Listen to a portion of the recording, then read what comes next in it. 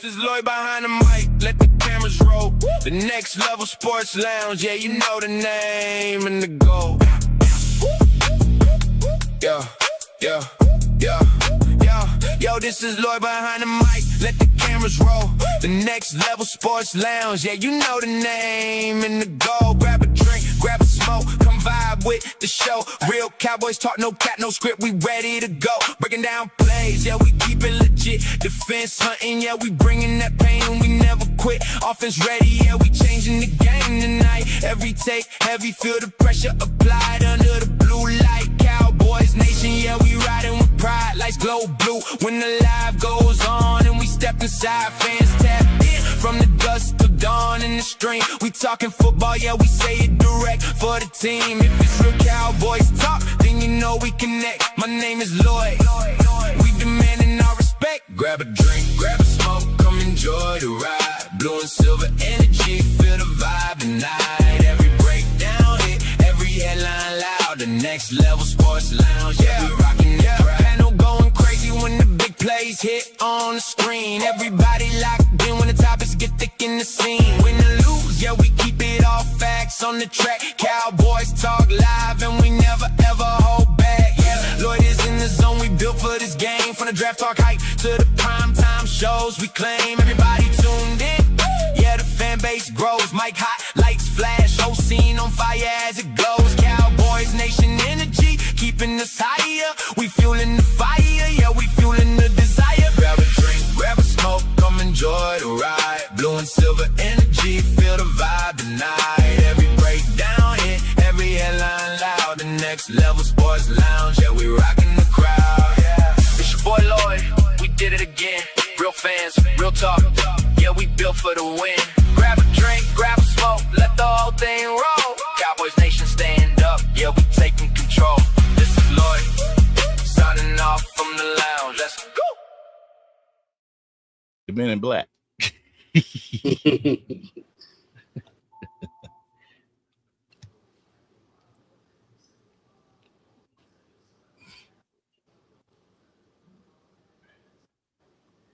Salute. No audio, Blue. We ain't got no audio. No audio, Blue. While Blue get that together, what up to everybody? It's your boy back at you with another one here at the Next Level Sports Lounge. Go and grab your drink, go and grab your smoke, kick back on that couch and enjoy the lounge, y'all. We got some goodies for y'all tonight. We got the Eagles side. We got Warren and Drew. We What got up? the Cowboys side. We got Angry and Hoody, y'all. We got some stuff for y'all tonight, y'all. Y'all know how this Eagle and Cowboy rivalry is. It gets crazy at times, but we talk football, y'all. We got four of the best the best at it. So hey, y'all. Hey, I'm just the host. I'm just the moderator. I'm sit back and let them do their thing, y'all. I'm gonna bite my tongue on a lot of shit. I know I am. But what up, Warren? How's those mentals and dentals on today? Yo, mentals and dentals is good. Had a long Sunday, but hey, I've been waiting for this all day, so I'm ready for it. Let's do it. Angry. How's those mentals and dentals on today? Man, we doing good. Went live with Hoody already today, so we in it. We in there. Let's go. Eagles, Drew. How's those mentals and dentals on today, my guy? What's happening, y'all? Mentals and dentals are intact. God is keeping me in spite of things that have taken place. So all is well, and I'm ready. Mine is right. And what's up to the chat on every platform, on Kush, Angry, the Eagles Collective, the Next Level Sportcast, over at Drew.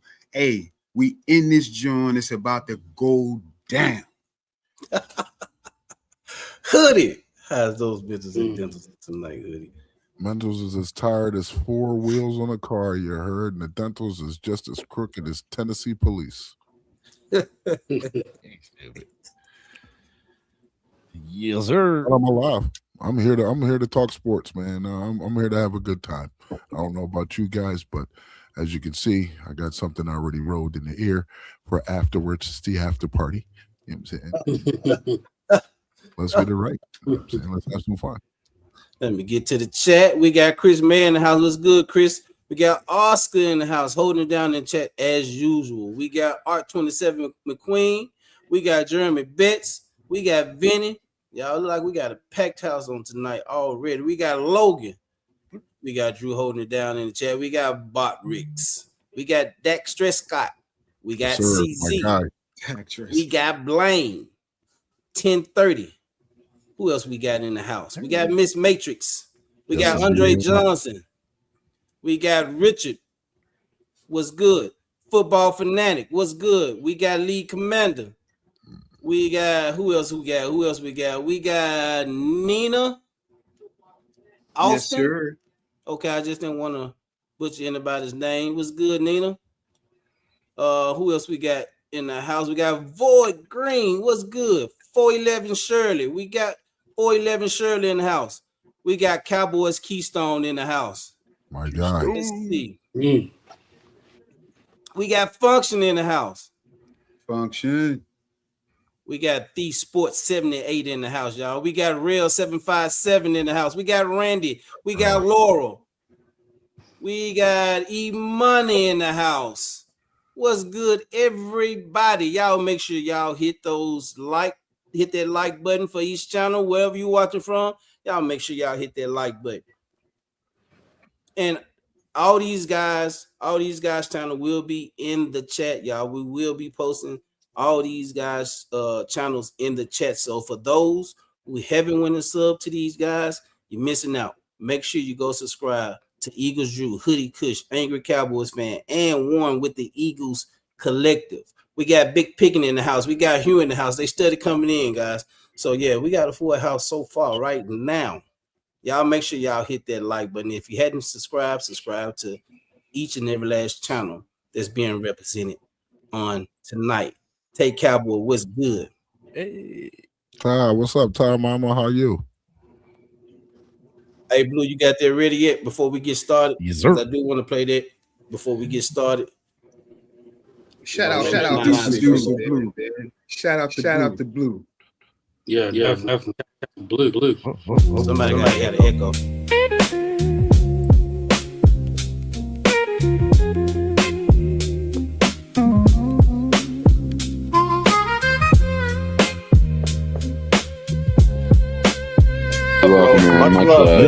Yes, sir. Y'all still my Cowboy family, man. Let's not get that twisted. You know what I mean? Don't get it twisted now. I ain't no cowboy. Hey. Sometimes you act like one though, Jesse.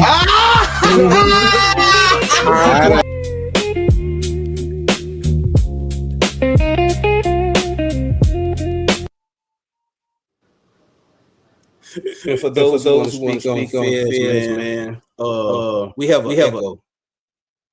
a major echo in the back. I don't know where it's coming from, but for those who want to speak on Feds, now it's the time, man.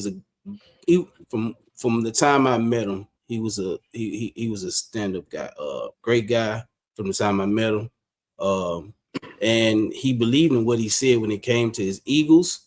He stood 10 toes down on his Eagles. And he wasn't biased in the situation. He let you know whether you're a Cowboys fan, Eagles fan, Giants fan, or Commanders fan. Great guy, and he supported this channel since the day I met him. So that's a hard loss. Rest in peace, Phils. I didn't know the gentleman that well. I've never met him, never really done any work with him. I believe all you guys here on the panel have either met the person in person or have done some work with him on a panel or two. So my condolences to his family. That's more than football. It's real life is real life.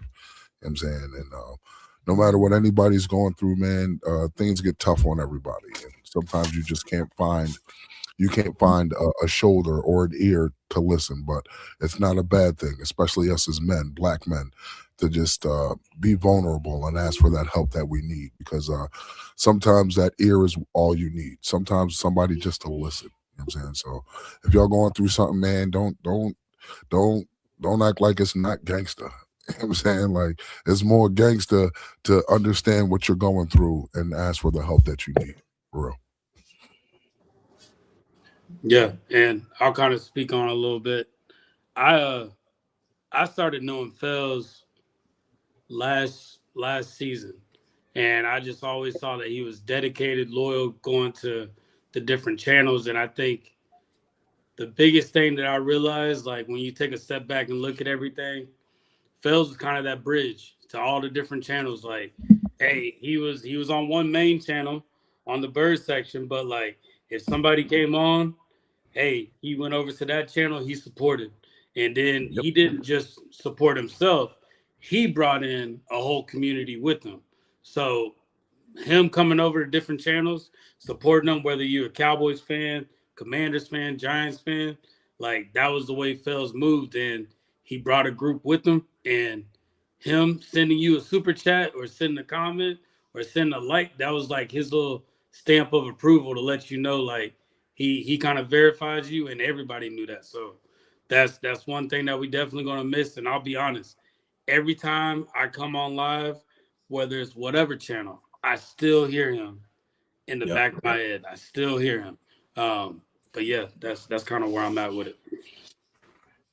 You know, I was blessed to go over to the Eagles channel, and kind of went behind enemy lines with everybody, but Fells was on that panel, and that was the first time I met him. And from that point, the next time I went live, he was in my live.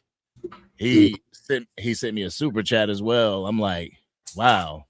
And like I said before, you know that a person is genuine not by the super chat that they send, but the fact that he'll tell you straight up, you know, it ain't the Cowboys, it's straight Eagles. So for him to be over in my chat and just communicating back and forth, bro, I tip my hat to him, man. You know, unfortunately, I didn't get to know him long enough, but from what I did know, like, stand-up guy, very respectable. Always wiped his feet off before he came into the live, and you know, just went back and forth, and it was dope, man. And I just appreciate knowing him. And Drew, I know you're finna say something. I'm gonna say something else.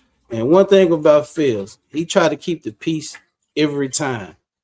And he give you warnings before he will snap on you. So if he's trying to keep the peace, you better heed to what he's giving you, because he will snap. Yeah.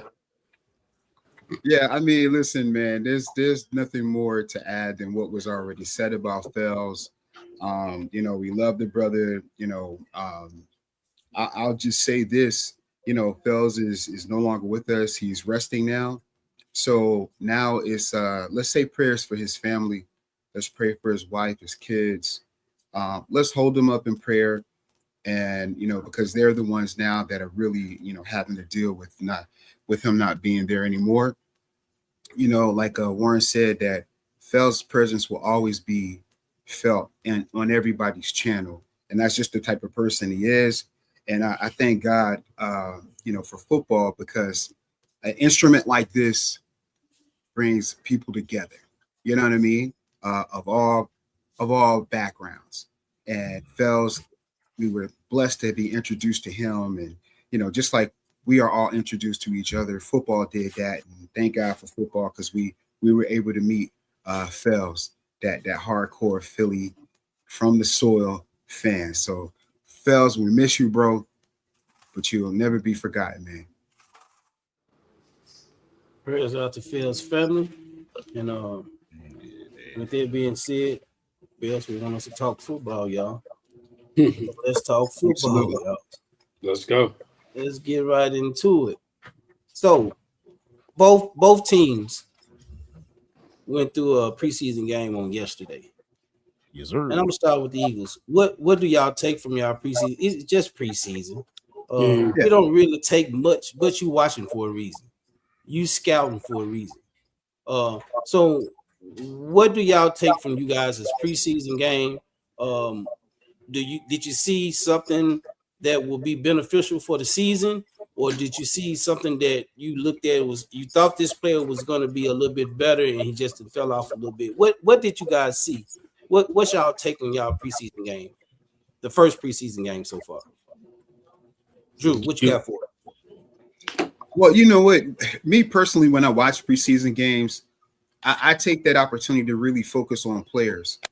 I'm not really looking at like formations or I key in on one player. Like, on the offense, I keyed in on our second round rookie, Michael Bell. I focused on, Willie Lampkin, who else? Michael Morris. Those players I really focused on watching those guys in the offense, and it was Willie Lampkin and Bell that actually were anchoring the right side of the O-line. And I was extremely impressed by what I saw. It was funny because Michael Bell is 6'9" and Willie Lampkin is 5'11". So when you see those guys standing next to each other, the contrast is crazy, But I was really impressed by how those guys played, especially Michael Bell. Michael Bell played against Mike Green, one of the major pass rushers coming out of the college last year. And Michael handled him pretty good. There was one play where he really pancaked Mike Green really good. So when I watch preseason, I really take that opportunity to single out players that I am very interested in, to see how they perform and to see, how we're developing them. And that's what I pretty much key on. So I had a few names down, but yeah, that's what I pretty much focus on when it comes to preseason. I don't really care about who wins or loses or any of that stuff, because that really doesn't mean anything. Because most of the guys that playing are second and third string players. So, Warren, before I get to you, shout out to Void Green and Miss McAfee for the jewels that they sent. Appreciate you guys. Warren, go ahead, Warren. No, a lot of what Drew said. From watching the game, the quarterback play and the offense was very vanilla. That's a little bit of what Nick was saying, and I can definitely agree with that. But one thing that I said that stood out is the offensive line. The offensive line's pass blocking, they kind of held up for what they were doing. And like Drew's saying, it's not about the starters right now. It's more about the depth. So I'm leaving out of this preseason more confident about our offensive line and what they're capable of doing and the depth that we have, just because that wasn't something we saw last year. And we saw all these linemen get picked up, but nobody was really getting talked about last preseason. So to see that is really good. Keely Ringo made an interception, so shout out to him for that. That was something that I know he's trying to get better and better at. But no, I'm coming in confident. Still want to see a few more things, but I think going into this Patriots, who we have next preseason, I think that's going to be a little bit more interesting, and the playbook's going to open up a little bit more. Same thing with the Cowboys side. Angry. All right. Well, I'm kind of the opposite. I've watched for scheme. I watched for the formations. I watched just to see what the defense would come up with. I know they were going to be vanilla, but what was the communication on that side of the ball? I also looked for individual players that stood out or made a jump in their respected position. I watched, if we want to narrow it down, I watched the quarterbacks, Sam Howell and Joe Milton III. Watched the running backs just to see where that position battle would lead in, quick time NFL speed, and the tight end position. But the wide receiver did jump out to me. I will say that. And I believe it jumped out to a lot of Cowboys Nation. Hoodie, what you got for us? First, I want to say I agree with Eagles Drew about preseason being like more of an evaluation. For me, it's more of an evaluation of my second team, third team, and fourth fourth team guys, practice squatters, guys who may not be here. What I saw was something a little rocky in the beginning. First game of the season, first game of the preseason. There's going to be jitters, you know what I'm saying? Young guys coming in who haven't played in the NFL, learning the NFL speed. And then you have Sam Howell coming in who hasn't played football in 7 months, you know what I'm saying? So he's walking in, he's got a brand new uniform on, new helmet, new group of guys that he has to work with. And of course, there's some trepidation there, like, hopefully everything works out. Are they going to, even though everything was vanilla, you know what I'm saying? It's more like, how do you produce in that vanilla system? So what I saw yesterday was it started off rocky, but as the game progressed, things got cleaner. I'm saying, which I'll second Warren and say I came out a little bit more optimistic. I came out a little bit more confident in what I was seeing going into week 2 of the preseason. Now the question is consistency. Can they continue? Can they be consistent? You know what I'm saying? So that's all there is for that. You know what I'm saying? Like, so Angry. I'm at 3. What? I'm at 3, Angry. I'm at 3. Like, goddamn dog. What player, Angry, on offense and defense stood out to you during this preseason game? Oh man. Whether it was good or bad. Whether it was good or bad, let's go with the bad. Kalen Carson stuck out to me at the cornerback position, I guess because he had a few penalties, a couple pass interferences. He had one pass breakup that was pretty good, but for the most part, he kind of remained silent, and the one on the offensive side of the ball, I believe, jumped out to everybody in Cowboys Nation, and that was Camden Brown. He UDFA coming into camp, and you really don't expect anything from your UDFAs, but the Cowboys have a reputation for hitting when they go get UDFAs, and I believe this guy hit. Like Hoody Kush said, the importance is the consistency. Can he come into the second preseason game and do the same thing? Doesn't have to be 2 touchdowns, because I think it was like 3 receptions for 62 yards and 2 touchdowns. That's a crazy stat line. But it doesn't have to be touchdowns, but just show me that you can be a consistent threat where opposing defenses have to actually pay attention to you on the field, and see if you can work up into that.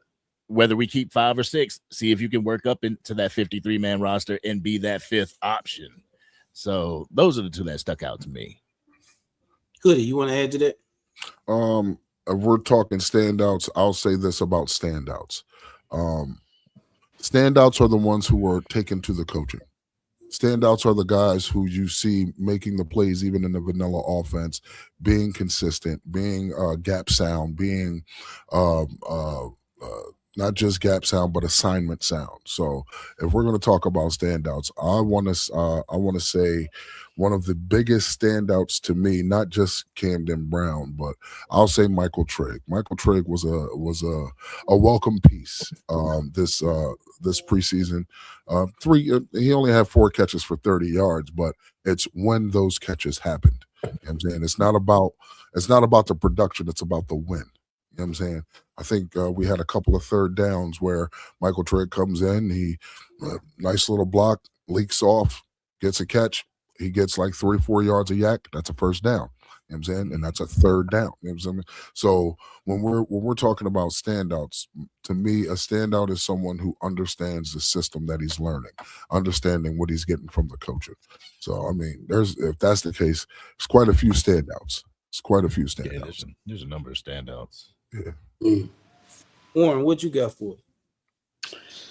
The biggest standouts that I've seen is Bell and Willie Lampkin.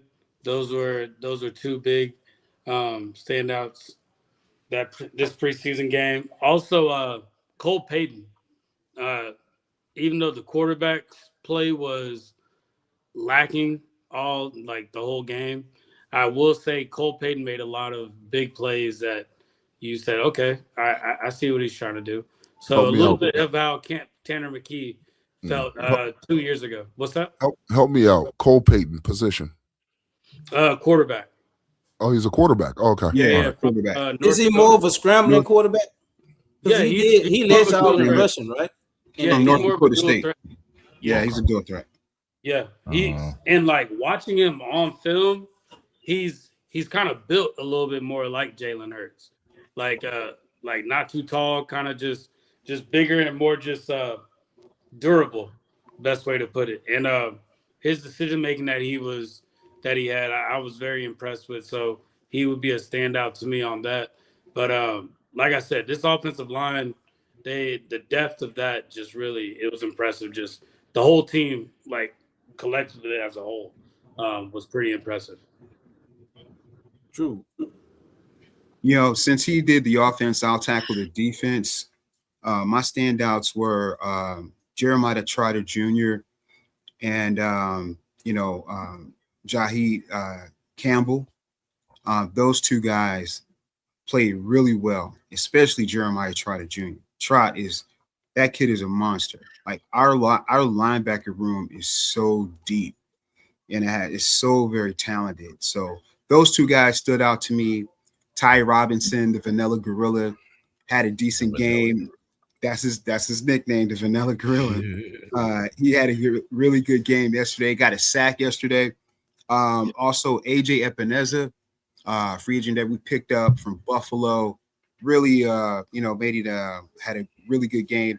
And I can't remember the help me with the first name. Sam's the safety.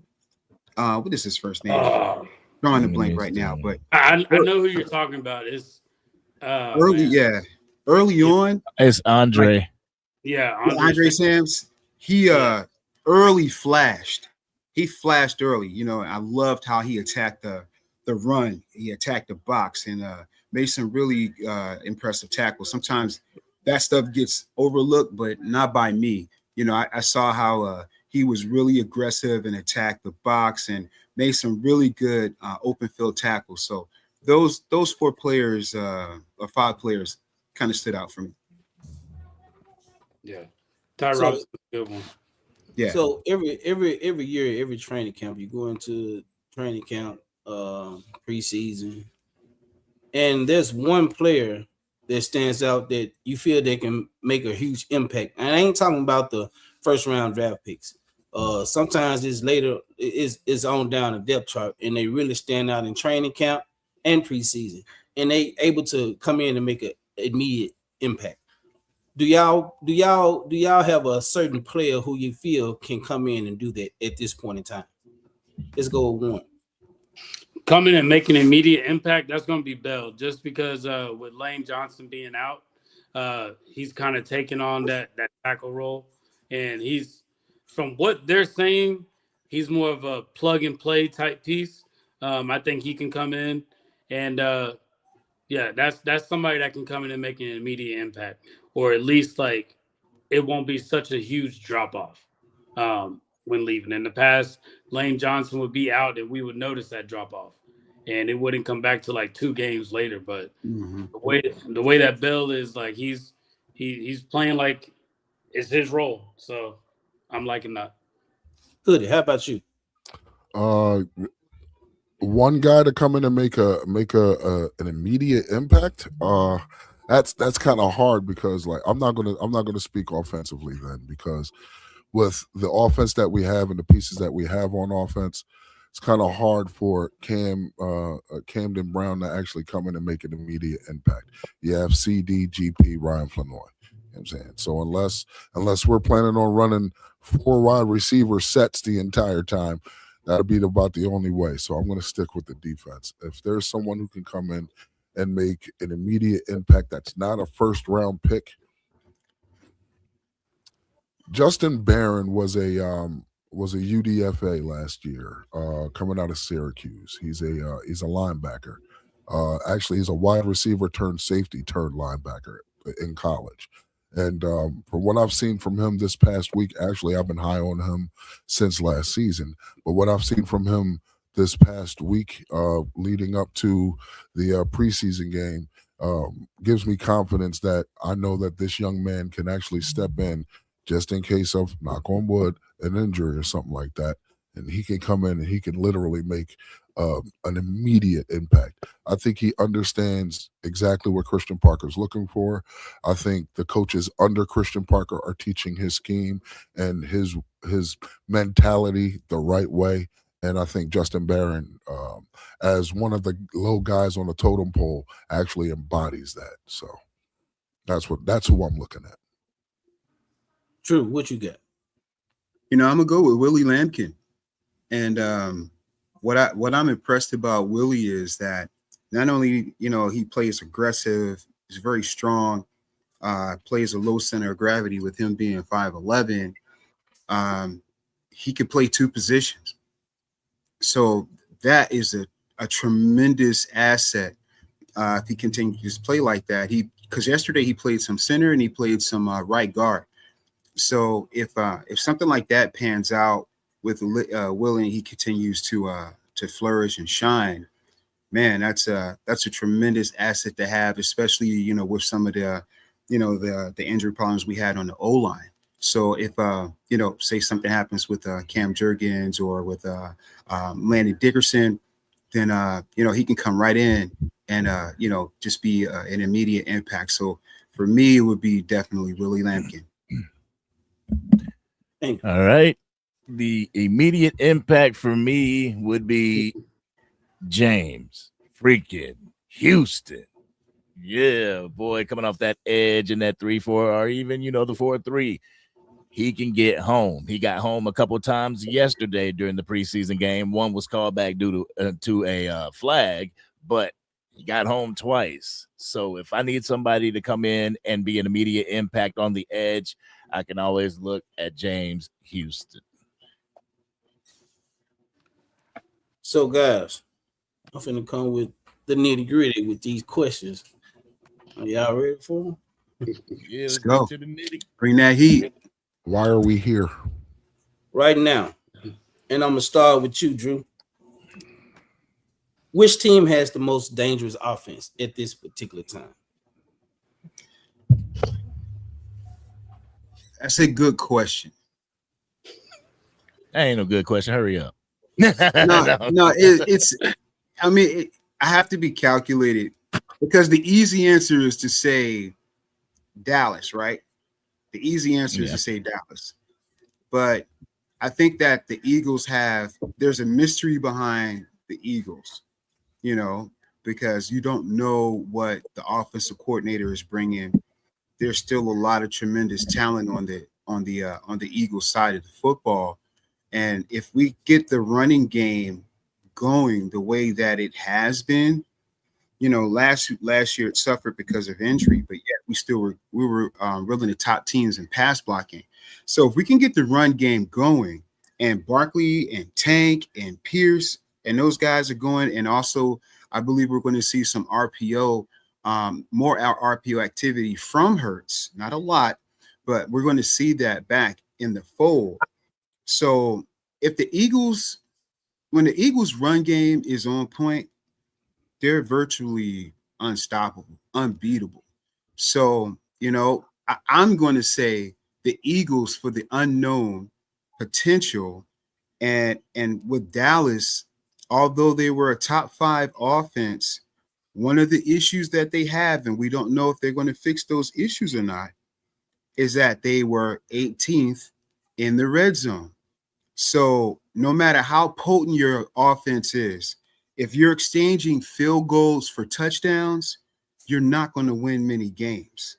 So I think that's a big thing for Dallas. But I would say right now, the unknown, I will go with the Eagles. And I'm not being a homer. So, Hoodie, do you agree or do you have? I disagree firmly. He is 100%. He is 100% correct in his assessment about the red zone woes. You are 100% correct, sir. You cannot go trading field goals for touchdowns. But to say out of your lips that the Cowboys don't have the most dangerous offense, you are kidding yourself. You can't stop George Pickens even when you double him. You have to bracket someone. And even when you do, there's a guy by the name of Ryan Flanoy. We had a 1,200-yard rusher last season who just what? Ryan Flanoy wasn't doing nothing? Go, bro. I'm not. I'm just. It's Okay. cool. All right. I don't want to throw you. I don't to tell you why he's laughing, Drew said, "What the hell is a Flournoy?" So that's Drew's thing right there. That's fine. He can make fun of Ryan Flanoy all he wants. He's going to show him who he is. I mean, let that man cook. Let that man cook. Before you continue, Hoodie, Randy, appreciate the 100 Jews, my guy. Appreciate that. Go ahead. The reason why I'm so high on Ryan Flanoy is because last season, he's a 6th-round pick. Number one, he's a 6th-round pick from 2 years ago. He really didn't get much of a shot. Last season, he was due to get a shot, but what they did was they cut him after training camp. But he was specifically told that we want you to come back. Not only did he come back, he jumped 3 people to get to the wide receiver 3. Jalen Tolbert, Kavontae Turpin, Jonathan Mingo. Okay. That says something when you can walk onto the field and just take a spot. That says something. So I have high hopes for the young man. I think he's a very good wide receiver. I think he's a great 3, good 2. Okay. That's what he is. He's a great 3, good 2. Who's really putting clamps on CD and GP? If you can tell me exactly who's going to put clamps on both of those guys to slow down this offense, I'll concede. But I can promise you can't. There's nothing you can find that will tell me that they can put clamps on both CD and GP. Okay. Then you have Javonte Williams in the run game. My offensive line, albeit we have tackle problems or a tackle issue. That same tackle that we have most issues with in pass pro is actually a monster in the run. You know what I'm saying? So give me 1 second. I have to say goodnight to my children. All right. Oh, yeah. Warren, while he doing that, Warren, do you agree or do you have a rebuttal? Drew makes a really good point and Hoodie makes a good point. I think if we were to go based off of right now, based off of rankings, what we've seen this offseason, we can definitely say the Cowboys have the more dangerous offense right now. But I will say on the other end, when what Drew's saying is the fact that the predictability is taken away from the Eagles with losing A.J. Brown, we really don't know what this offense is going to look like. And that can be dangerous as well. So, that's I think right now you have to choose the Cowboys, but we can bring up this conversation probably week 10 and we can say, hey, what does it look like now? Because I could go back and use the point, hey, well, there's film now on the Cowboys with George Pickens and CeeDee Lamb. Defenses may know how to scheme up against that. So it's too early right now to say, but the easy answer is the Cowboys. So before Angry goes, Hoodie, did you want to finish? Oh no. I done lost train of thought. Babies came over. You know how that goes. Go ahead, Angry. You rebuttal or you agree? Do I get a chance to rebut? Do I get a chance to rebut? I'll let you rebut after Angry. Yeah, after yeah. Well, I would definitely say the Dallas Cowboys have the better offense. And I get what you guys are saying as far as the mystery of it all. But when you look at Sean Mannion's history of where he's been, you can kind of get a sense of where your offense is going to go, what's it going to lead to. I mean, we've heard the West Coast offense coming to Philly. So the Dallas Cowboys run the West Coast offense as well. So just that element of surprise, I don't know if it's big enough to catch people by surprise. I mean, maybe the first or second game, but once people get acclimated to it, might catch issues. But as far as the Dallas Cowboys offense and the weapons that we have the element of being together, playing together. This is the offense that was pretty much together last year, and it really clicked. And I know Eagles Drew was talking about the red zone. Yeah, you can't be that bad in the red zone, but at the same time, you can't have a 25th ranked overall offense either. maybe good in the red zone, but the Eagles was ranked 25th in overall offense. And for those in the chat, the question has to do with the offense in totality for the season so far. We're not speaking about offense in the preseason. We're speaking about now. I don't know which one of you guys is channel, but Fresh King Oh my God. just sent a $49.99 super chat. Shout I out. don't know who's one of those. Yo. Is that one of your people, Angry? That's one of my Yes, guys. sir. Fresh One of the King Angry NYC. Shout out to Fresh King Fresh King, for man. that For the love. super chat. He said, "Shout out to my guys. Season is here and the stars are already shining." My bad, Angry. You read the super chat. It's your guy. Yeah, don't take that man shine. My bad, man. I apologize. Shout out to Fresh King NY Cowboy. Man, said shout out to my guy. Season's here and the star is already shining. Compliments from CCU gang. Yo. He got some big things in the works, so I ain't gonna steal his thunder. When he hits you, he gonna hit you. Indeed. But I appreciate you, man. I appreciate you, definitely. Salute. Drew, what's your rebuttal? Okay, here's my rebuttal. And again, I can't go against with Dallas having a top offense and being better than the Eagles right now, so to speak, right? But everything has context to it, right? I am the Eagles Drew, the Eagles apologist, right? So here's the context to that. If you look at Dallas averaged what? 30 points last year? Was it 30 points that 30. you guys averaged every 30. game? Yeah, a little bit over, but yeah. A little bit over 30 points, right? So 30 here's the point. context.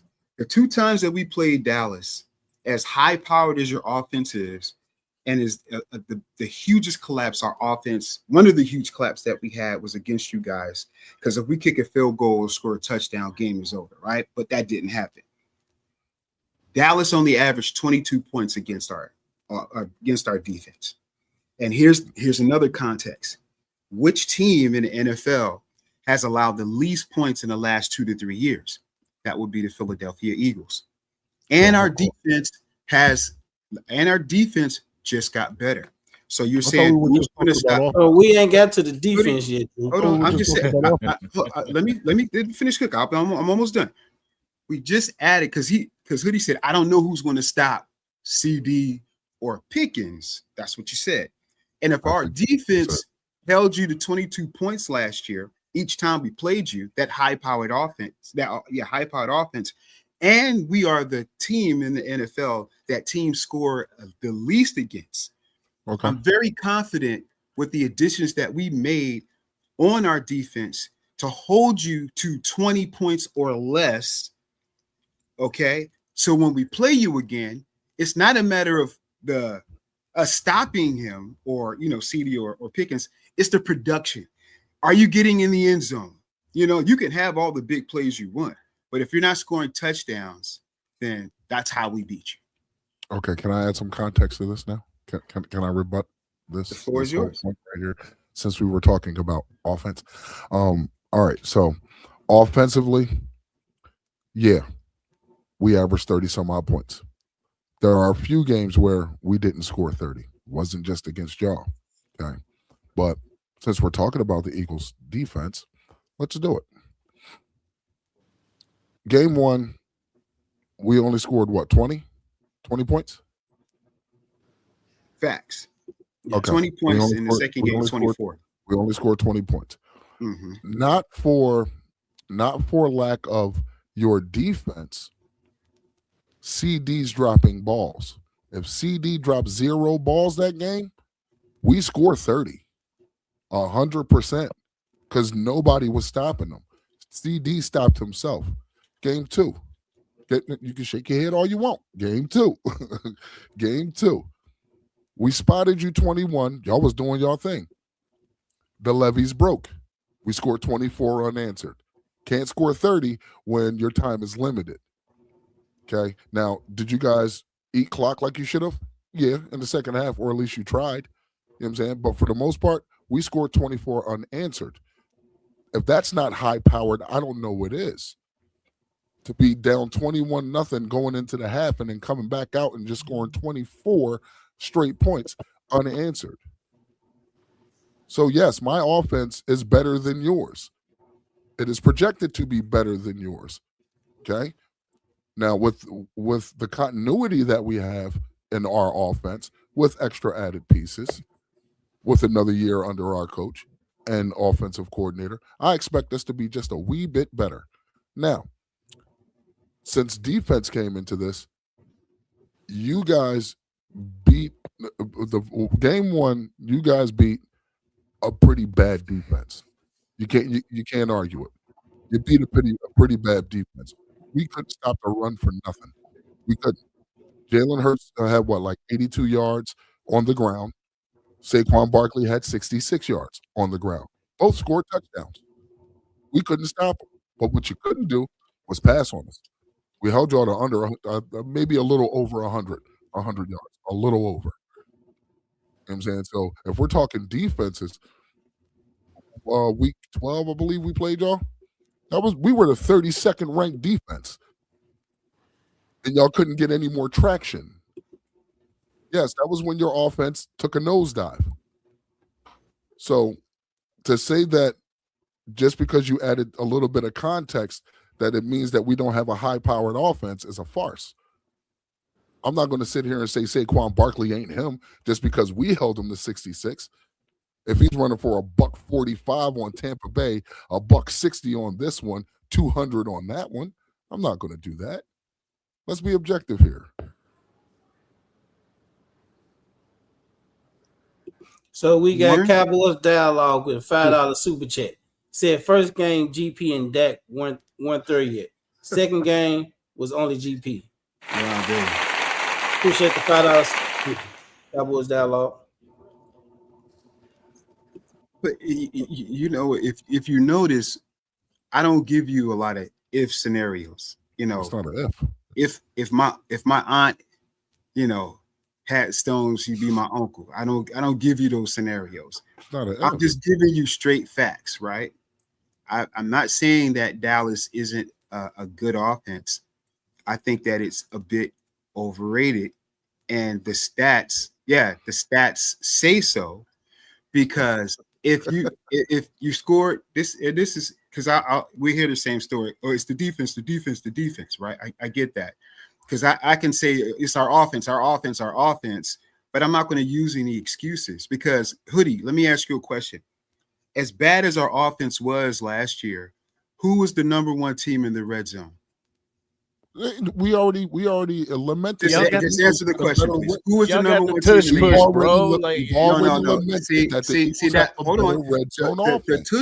The tush push was horrible last year. In fact, it worked at a below 60%. It worked at a below 65% ratio. So we can't use the tush push as an example. I didn't say that.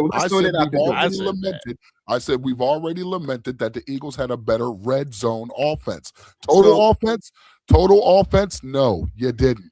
And I'm so the stats would support me, because I would much rather support you. Let me finish, bro. I would much rather have the number one offense in the red zone compared to the total top 5 offense. You know why? Here's why, Hoodie. Because when you're number one in the red zone, you end the year 11-6 and not 7-9-1. And losing 2 years, you don't end the year with high-powered offenses 14-19-1 with a high-powered offense. Sorry, it just doesn't work. It's like, glitz and glamour. You know what I mean? You could put a BBL on the girl, but that don't mean that's real. It's still a BBL. We talking about red zone offenses and stuff. I mean, you can tell offense though. Come on now. Before y'all rebuttal, let me read the super chat. Ms. McAfee with the $10 super chat. Welcome to the Next Level Sports Lounge. If this is your first time here, make sure you subscribe and turn those notifications on. Smash that like on your way in. Go ahead, Angry. I'm not even going to do it. Go ahead, Angry. I'll do it. I'll go in after you. Go ahead, Angry. Now, I'm just saying you big up the positives. Yes, you big up the positives. Red zone offense, that's dope. But you were 24th in third down conversions. you got to get to the red zone in order. You got to keep the ball. You know, we seen this yesterday in the preseason game, and I know it's second and third stringers, but it's also play calling. It's also scheme that you're going to be going with at week 1 with your starters, and the third down conversion still didn't look good. You know, last night you went 0 for 9, and I mean, I know don't want to bring the preseason up, but still 0 for 9. Let's not do preseason. Okay, fine. Let me ask you a question. Now I'm talking team totality, okay? Because literally, let's talk totality. Because you literally just did this a few seconds ago when we were specifically talking about offense. You brought your defense into this, so now we're going to bring your defense back into this. How many points did your defense give up? You can look it up. You mean total? How many throughout the year? You have to give me the context of the game. How many points per game did your defense give up? I want to say 19. 19. Cool. Well, if we the Cowboys offense put up 30.8 points, but yet my defense gives up 31.6 points, is that a winning formula? Is that a winning formula if a team can score more than you? Look, all I can tell you is can say to you is answer the question. You want me to answer the question? Answer the question. Don't give me a bunch of fodder. It's not the question. Listen, I know that the Cincinnati Bengals went to the Super Bowl with the 30th ranked defense. No, they didn't. Look at it. When they went to the Super Bowl, their defense was one of the lowest ranked defenses. And their quarterback was able to carry them to a Super Bowl. The Cincinnati Bengals. Well, okay, I'll let them have it. Go ahead. So I'm just saying, listen, you're right. Your defense was bad, but I remember you guys when you got Quinnen Williams in the trade and you guys went on a little bit of run. You guys were hyped up. I didn't hear nobody saying, oh man, you know what? We got Quinnen, but we're not going to make the playoffs. You guys were gunning for the playoffs. You guys were hoping for the playoffs. We had no. The team, your ESPN guys, because that's what you watch. I don't watch ESPN. I don't need ESPN to formulate my opinion. Apparently you do, but I don't need ESPN. I don't watch it. But those 3 games, we still had an opportunity to play to get into the playoffs. When we won those 3 games, Vegas, Philadelphia, Kansas City, we had an opportunity. Guess what? All that went to shit when we went to go play Detroit. All that went to shit when we lost to Minnesota. All that went to shit when we played the Chargers. All that went to shit. So what happened when you played the Cardinals? What happened when you played the Cardinals? We lost to the Cardinals. So what? You don't want? And they got a worse team than you. We lost a lot of games. What was your excuse? How many points did your high power offense put up against the Cardinals? 20. What does that got to do with the price of tea in China? Because you're sitting here, you're telling me that you have this high power offense, you have a suck defense, right? But you play these terrible teams, and you should be able to beat them with this high power defense. You lost to the Carolina Panthers. Why? You know why you lost to the Panthers? Because Dak couldn't score a touchdown in the red zone at the end. That's why. So you can't put it all on. Hold on. You can't put it all on the defense, my friend. If your offense is incapable of scoring touchdowns, then you're putting more pressure on your bad defense. How come when Dak gets in the red zone in Carolina, he couldn't score a touchdown? You set up for a field goal, and then the Panthers march down and they beat you. We tied up the ball game. Okay, hold on. So what I'm saying is, let's not use the defense as an excuse. Give the offense some culpability. They're not as good as you think they are. The ball game, but we got ran on for 245 yards. What is the defense doing there? What is the offense supposed to do when the opposing offense is staying on the field for 6, 7, 8 minutes at a time because they can run the ball? Excuses, get the fuck out of here, man. Let me read this super chat from Ricardo. $5 super chat from Ricardo. He said Cowboys got it. Presumably tell me. Appreciate that. $5 super chat. And I just want to say real quick, that whole that whole Carolina 17th Panthers, he ranked couldn't defense. score in the red zone. First touchdown came from the red zone. Second touchdown came from the red zone. Third touchdown did not. We lost by 3 points because at the end of the game, they hit a field goal to win. Why? The Panthers hit Why? a field goal. Angry. Why So did what that are you? happen? So what you're saying? And also, you said that the Cincinnati Bengals had this low-ranked defense, like 32nd ranked defense. Their defense was 17th when they went to the Super Bowl. So, like, Okay, I stand corrected. Still not a top. Top. That's middle of the pack. Right? middle of the pack, and matter. that's all that Cowboys fans have been asking for. We haven't been asking for a top 5 defense. If we could just at least get middle to the pack, then we can be competitive. So, Like you haven't had that before. Bro, like, I don't care about yesterday. I don't care about yesterday. This is we're talking about today. We're talking about today. Listen, okay? all I'm care about saying yesterday. is this. Your offense has to take some culpability. I watched the Panthers in the Dallas game, and in the last 2 minutes of the game, your quarterback had your offense in the red zone, and you failed to score a touchdown. Your quarterback he throw a complete pass in an entire quarter. What are you talking about quarterbacks for? Your quarterback had 2 turnovers. I'm not making excuses. I'm not making any excuses. My quarterback didn't play well last year. Hoodie, here you go. Hoodie, try this. My quarterback did not play well last year. My offense did not play well last year. We need that fact. Okay, so I'm not making excuses. My offensive line did not play well last year. But guess what, Hoodie? Guess what, Hoodie? We're so talented. We still won 11 games. Come on, man. Come on. Yeah, on the defensive side of the ball. Because your offense was shit. Let's be real. Can't be too much if you're number 1 in the red zone. Come on, bro. You're not making sense, Hoodie. You want to hop up in here? Go ahead, Warren. Let the hate go. Wait a minute. Let the hate go, Hoodie. Let the hate go, bro. You're tripping. Ain't Wait, Drew. I don't care about y'all. I'm just listening because I'm waiting for us to talk about the defense because I know that was the next question. Like, that's what I'm waiting for. At the end of the day, y'all got on the defense. Y'all know where we're at on the defense. We know where you at on the offense. So y'all got it. It's yours. Now let's talk about the defense then. Before you go, because we know that's what's going to dominate. So before you go on. Man, this dude talking out his ass right now. He already came with some. Next level sports lounge.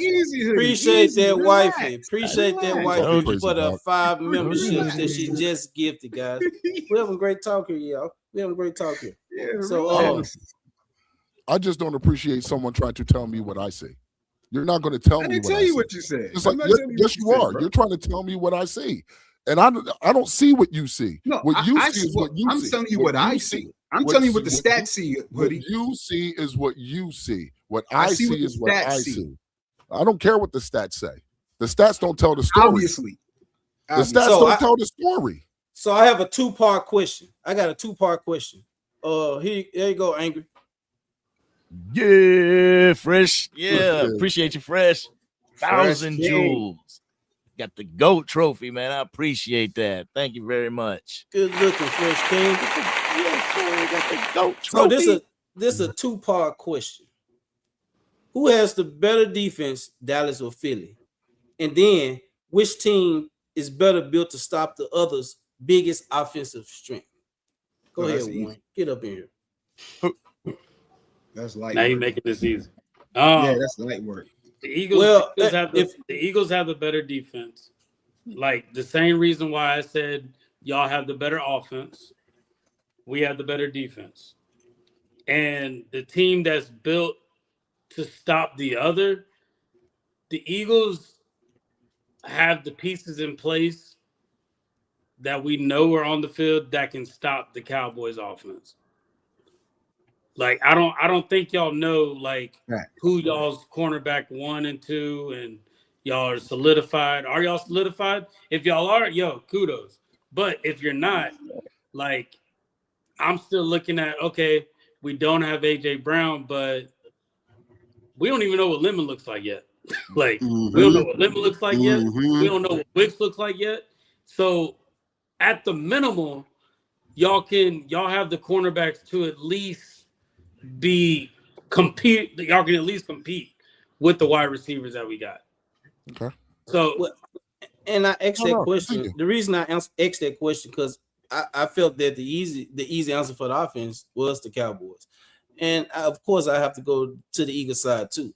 But at the same time, if you look at it, if you're saying that your secondary can stop the offense, our wide receivers when they didn't do it last year, how is that the That's biggest? You know what I'm saying? When they really didn't. I That's mean, so they but may I'll not, let they y'all may talk not about have it. stopped them, Lloyd, but how many drops did CD Lamb get first game? 4. Oh Yeah, yeah. So Oh, like, yeah. so Wide I'm open, wide saying, open drop. it may not be like a full stop, but are they going to be on their top tier? Like, if CD Lamb is dropping balls on us, then like our defense must be doing something. Like at the end of the day, you can't just sit up there and say the Cowboys are just dominating the Eagles, bro. Like not. y'all I mean, offense is not really doing that. I think I y'all mean- biggest strength. I think y'all biggest strength is y'all defensive line. Yeah, y'all got 100%. Cooper DeJean, y'all got Quinyon 100%. Mitchell. You know what I'm saying? But that's just two that you're speaking No. about in the secondary. I think y'all biggest strength is y'all defensive line that opens it up for your secondary even more. Not even talking about the size that Quinyon Mitchell and Cooper DeJean is on, but their defensive line alone opens up everything when it comes to the rest of your defense. That's just what I feel, and that's why I asked that question. Mm-hmm. Well, you got to look at it like, well, we've always been in the trenches. We've always been about like investing in the trenches. Fletcher I Cox. think this is the first time in a minute we actually got linebackers. Like we can't sleep on Zach Bond, bro. You know that. Oh no. You, Yeah, you come know on. we can't. You know He's we an can't all-pro. sleep on Zach Bond, Yeah, and you know we can't sleep on Quinyon Mitchell. You can't sleep on Coop. But I do feel like the Cowboys fan base is underestimating Tariq Woolen based Facts. off of how he performed with the Seahawks, and now coming to the Eagles, he's not looked at as somebody that can give George Pickens a hard time. I think that y'all are underestimating him, and I think Tariq Woolen is probably one of the corners that could probably compete with George Pickens. Like just trash talking alone, just getting his head. You feel me? Yeah. Like just getting in his head and just messing with him and throw him off his game. I think that is something that y'all are sleeping on. Also, our linebackers. Our linebackers with Jahad Campbell, with Zach Bond, like these guys, Friday. yeah, Trotter, all them boys. Like I feel like we have the better linebackers. I feel like we have the better secondary in all the NFC East. Like give me an NFC East team that is a better secondary than what we got. I'll say this. You're 100% correct. Your defense, bar none, best defense in the NFCs. Can't argue it. You know what I'm saying? Because there's tangible evidence to suggest so. You know what I'm saying? I know what I've seen. Mm-hmm. And what I've seen is that front seven is a problem. Zach Bond, you can't deny the young man. You know what I'm saying? From a special teamer with the Saints, let me finish.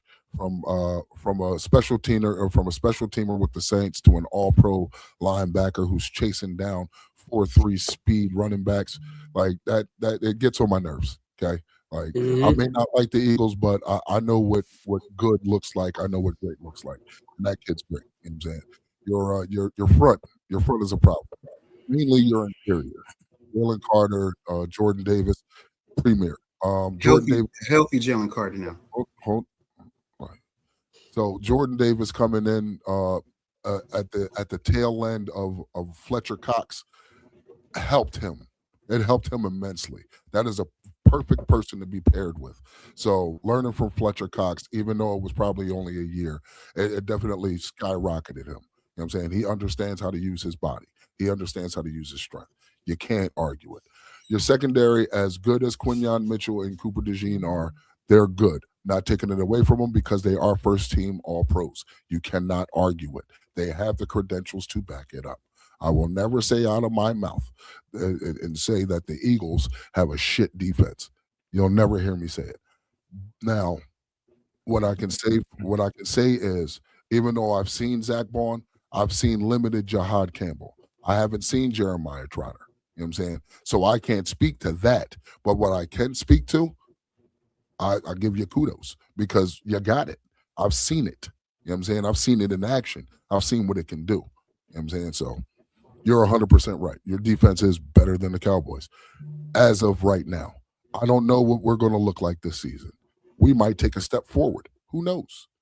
I don't know if we have a solidified one. If we do, the only solidified one cornerback would be Deron Bland. You know what I'm saying? He's the one who got paid. He's the longest tenured corner on this team. Shaking his head. So, Angry, I'm gonna let you hop in right quick, but I got a lot of things popping up on my phone about Von Miller about to sign with the Cowboys. I don't know how true that is right now, but it's just popping all over my phone. Yeah, I know. I just got something too from Skywalker Steel. So is that something y'all want? I'm just curious. Is that something y'all want, or like it is what it is? I'll say this. Is it a bad thing to have a veteran in the room? It doesn't necessarily mean that he's going to start. Doesn't mean that he's going to get 100 snaps. But is it a bad thing to have a veteran in the room? No, I'm literally asking, Warren. Yeah. Is it a bad thing? So yeah, I would rather have Schefter. him. Yeah, go ahead, Angry, because I would rather have him over Bobby Wagner any day. Okay. According to Adam Schefter's ex ESPN source, 8-time Pro Bowler, Von Miller is expected to sign with the Dallas Cowboys. Miller is from Texas, went to Texas A&M, and now is headed to play for the Dallas Cowboys. Angry, before you go, Jeremy Betts on your side, right, Hoodie? Yes. What's up, Jay Betts? Oh man, my guy. That's you. You know, I'm not monetized. I can't get none of that. Oh, yeah. That's all you. Appreciate that, Jeremy Betts. Philly D with the $4.99 super chat. Appreciate that, Philly D. What offense performed better against top defenses last year? Dallas yards and points look great on paper, but it's not consistent. That's a great, good. I'm gonna leave that question up because I want Angry. I want Angry to go before we get to Philly D's question. Great question. Well, I mean, it's a no-brainer. The Philadelphia Eagles defense is better. It's more established. It's been within the same nucleus of a Vic Fangio for a few years now. You know, with the Dallas Cowboys, just like the Philadelphia Eagles offense, there's that question mark at the defensive side of the ball. New coordinator, hasn't called plays before until now. Sean Mannion, same thing. Mm-hmm. So that's fair. You really don't know what you're gonna get until you get it. And I was looking at preseason just as maybe a template to see what's in store, you know, how the communication goes. And it looked pretty good. I mean, it looked pretty good. So I have faith in the defense, but as far as like saying it's gonna be better than Philadelphia, all right, it is better than Philadelphia. That's just, you can't say that. Yeah, that's close. Yeah, it's not close. That's reaching. So, right? Philly, I'm gonna get back to your question. I got that star for a reason. I'm gonna get back to your question. I saw somebody in the chat put something in the chat. But I do like what he said because I kind of want to hear from Angry and Hoodie, like kind of like break that down. Like, how do y'all feel about that? Yeah. Last year was last year. We didn't perform well against top ranked defenses. Well, I mean, what more can you say? Yeah, Greg, man. Yeah, Greg, man. Bro, we're not kissing the Eagles ring. Ring finger. The Cowboys have a front seven also. And our back end, we have the best safety group in the league. The Cowboys has a front seven and safeties.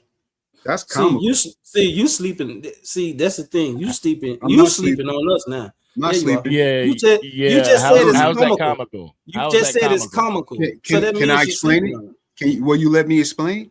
Will you allow me to explain? Okay, so I say that's comical if you're trying to say, or if you're trying to compare your O-line. You have a lot of question marks. I've said this on everybody's channel. Dallas has solid D tackles. Your D tackles are superior to match up with any team in the league. I give you that. But Donovan Ezeracco, big question mark. We don't know if this young man is going to be able to hold up. He just had surgery on his hips. We don't know if he's going to be ready for week one or whatever. He struggled last year. Like, I don't fear your pass rush. You just got, let me finish. You got Malachi Lawrence. You got Malachi Lawrence, another question mark. It's so much to where you got to go get the old veteran to add him to your team and Rashawn Gary. Like, I'm supposed to be afraid of that front seven? You just got Jonathan Grenard. You do So what's the realize difference? Jonathan Grenard is one of the top pass rushers in the league. What are we talking about? Same amount of sacks as Rashawn Gary. you do That's because realize he was injured last year. Look at the totality of stats that he Each brings to year, the table. Are you kidding me? within the last 3 years, Rashawn Gary has averaged 8 sacks. So what are you saying? Okay. So again, am I supposed to be afraid of Rashawn Gary when I Don't got be the afraid. tackles that I got on my team? I feel you. you know what what's crazy? You know what, I mean, seriously. you know what's crazy? You know what's crazy? Am I just look lying, at- Kush? Hold on. Before am I lying, Kush? Tell me, am I lying? So again, it's what's weird to me is how I can sit here and easily say that the Eagles have a great interior. I can sit here and say that with my chest and not feel some type of way. But the minute you're asked about something, the first thing you do is say, that's comical. You guys you use a recent pickup to try to throw in our face. You had to go get Rashawn Gary, who averages 8 sacks. You had to go get Von Miller, who just last year had 9 sacks. You got Donovan Ezaraku just had hip surgery. Mind you, he's been practicing the entire offseason. Still a You know what I'm question. saying? Yeah, So it's not a question. it's gonna be negative, bro. It's gonna be No, negative. You Not knew a that was question happening. mark. But why is it negative when I'm telling the truth? Am I I can, right that okay. you have I can big go through question your marks? I can go through your entire what I'm offense saying- and say the exact same thing. Andrew, when you Saquon Barkley can. dropped off, You and can. Jalen Hurts throw You- over the and middle I and, won't make actually any excuses. run with a slot No one's making receiver. excuses. You know, And I won't make any excuses and say, why are you being a hater? I brought up a point that your edge rushers are suspect. Am I lying, dude? Am I But lying? Yes, you are. No, Am I Yes, you hating are. because I say your Yes, edge you rushers are. are Suspect suspect? Drew, is super Wait, wild. It's the comical Wait a that minute, they Drew. don't You like. said That's No, what I I'm don't care. saying, I don't bro. care what Like, you say. come It's the on. comical. What are we talking I don't about care what here? you say. It's the But you're not comical. gonna. No, my That's- thing is this, Warren. Yeah. My thing is this, Warren. I'm speaking to you now, sir, the sensible guy. Okay, I'm speaking to Warren. My thing is this.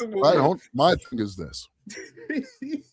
Just like I can look at your offense and say, I don't know what to expect. Can you say the same thing about my defense? I don't know what to expect I don't know So what this to is expect. okay. Can we please? because it's ever changing. No, The I league get is what you're ever I get what changing you're every saying, year. Hoodie. No. I get exactly what you're saying. But like there has to be, and I hate bringing up the past, bro. I hate it. But you do have to look at like this was a talented offense that Yes. we did see in the Super Bowl. So Yeah, like of course. why can't we say, okay, at least we've Thank seen you. this offense take it, like that offense went to the dance.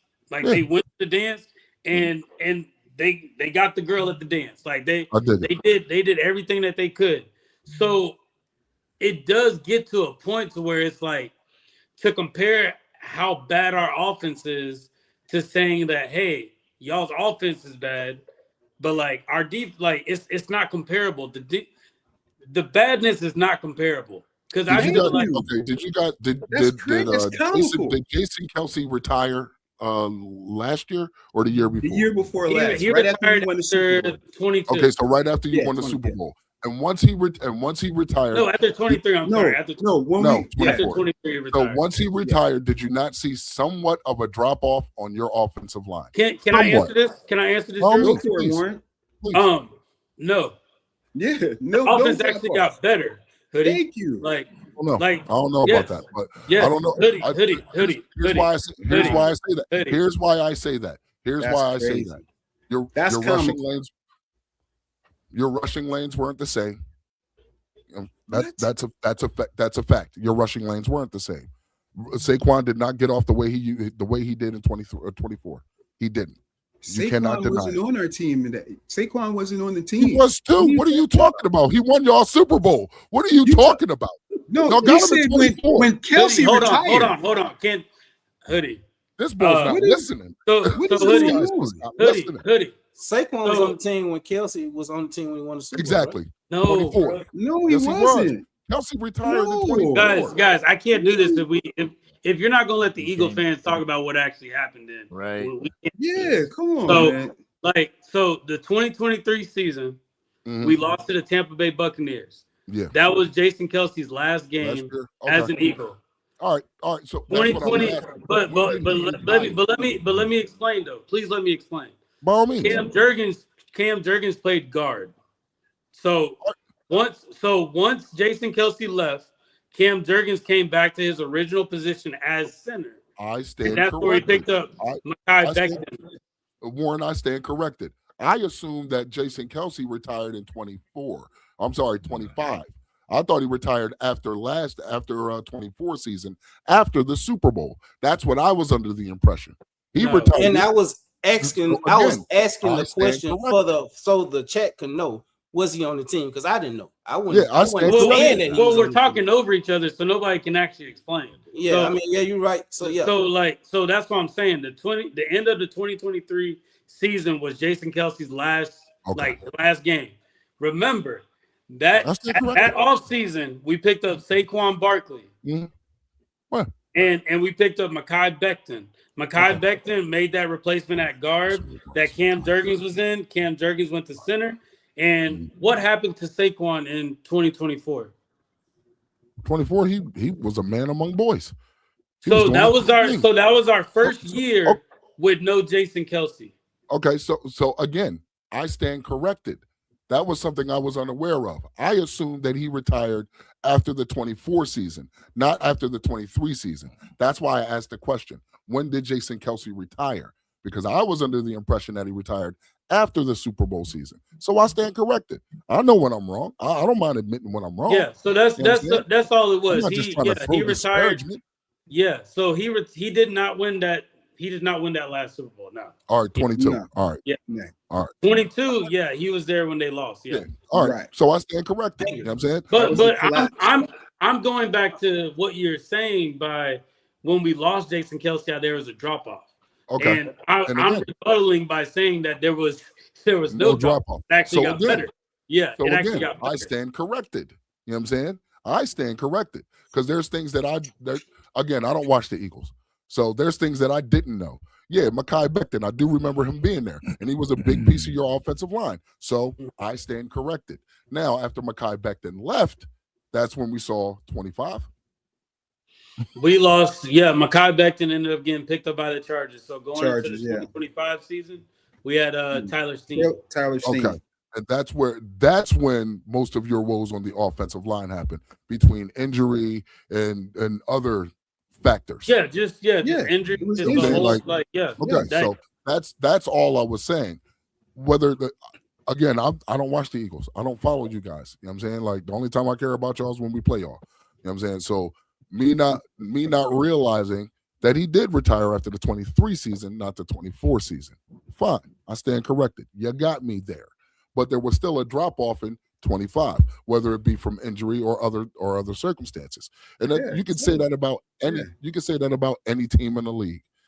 You can honestly say that about any team. Any team in the league that's going that far, like any team going into January, you're spending more time on the field than other teams. I can definitely say, like, the injuries that they were dealing with, we could see it on the field. Yeah. When Lane goes out, that what was it, third or fourth game against the Rams, Drew?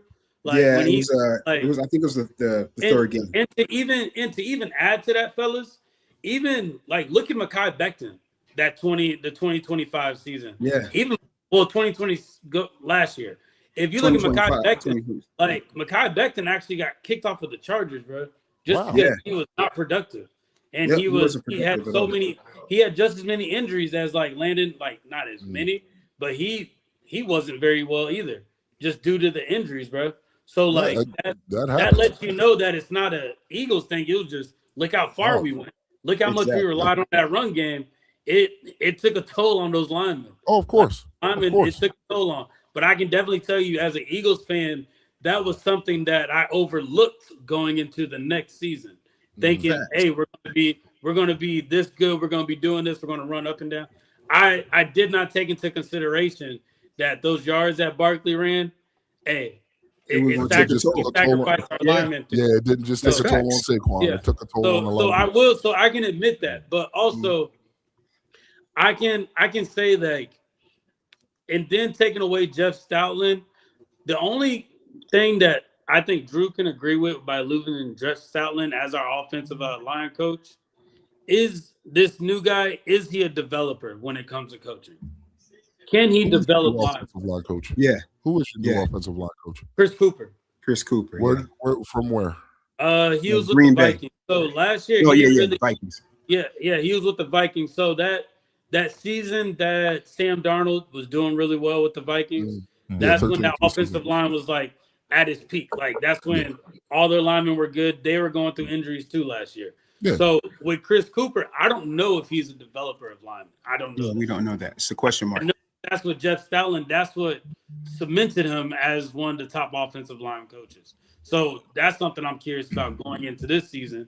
Is he that kind of guy? Hearing about Willie Lampkin, hearing about Bell, he's clearly doing something that's making these players stand out on the offensive line. So kind of, I felt like I went down a rabbit hole, but no, at the end of the day, I will say my question to y'all is, do y'all truly feel like this Eagles offense cannot do well and there's going to be such a huge drop off because A.J. Brown is gone?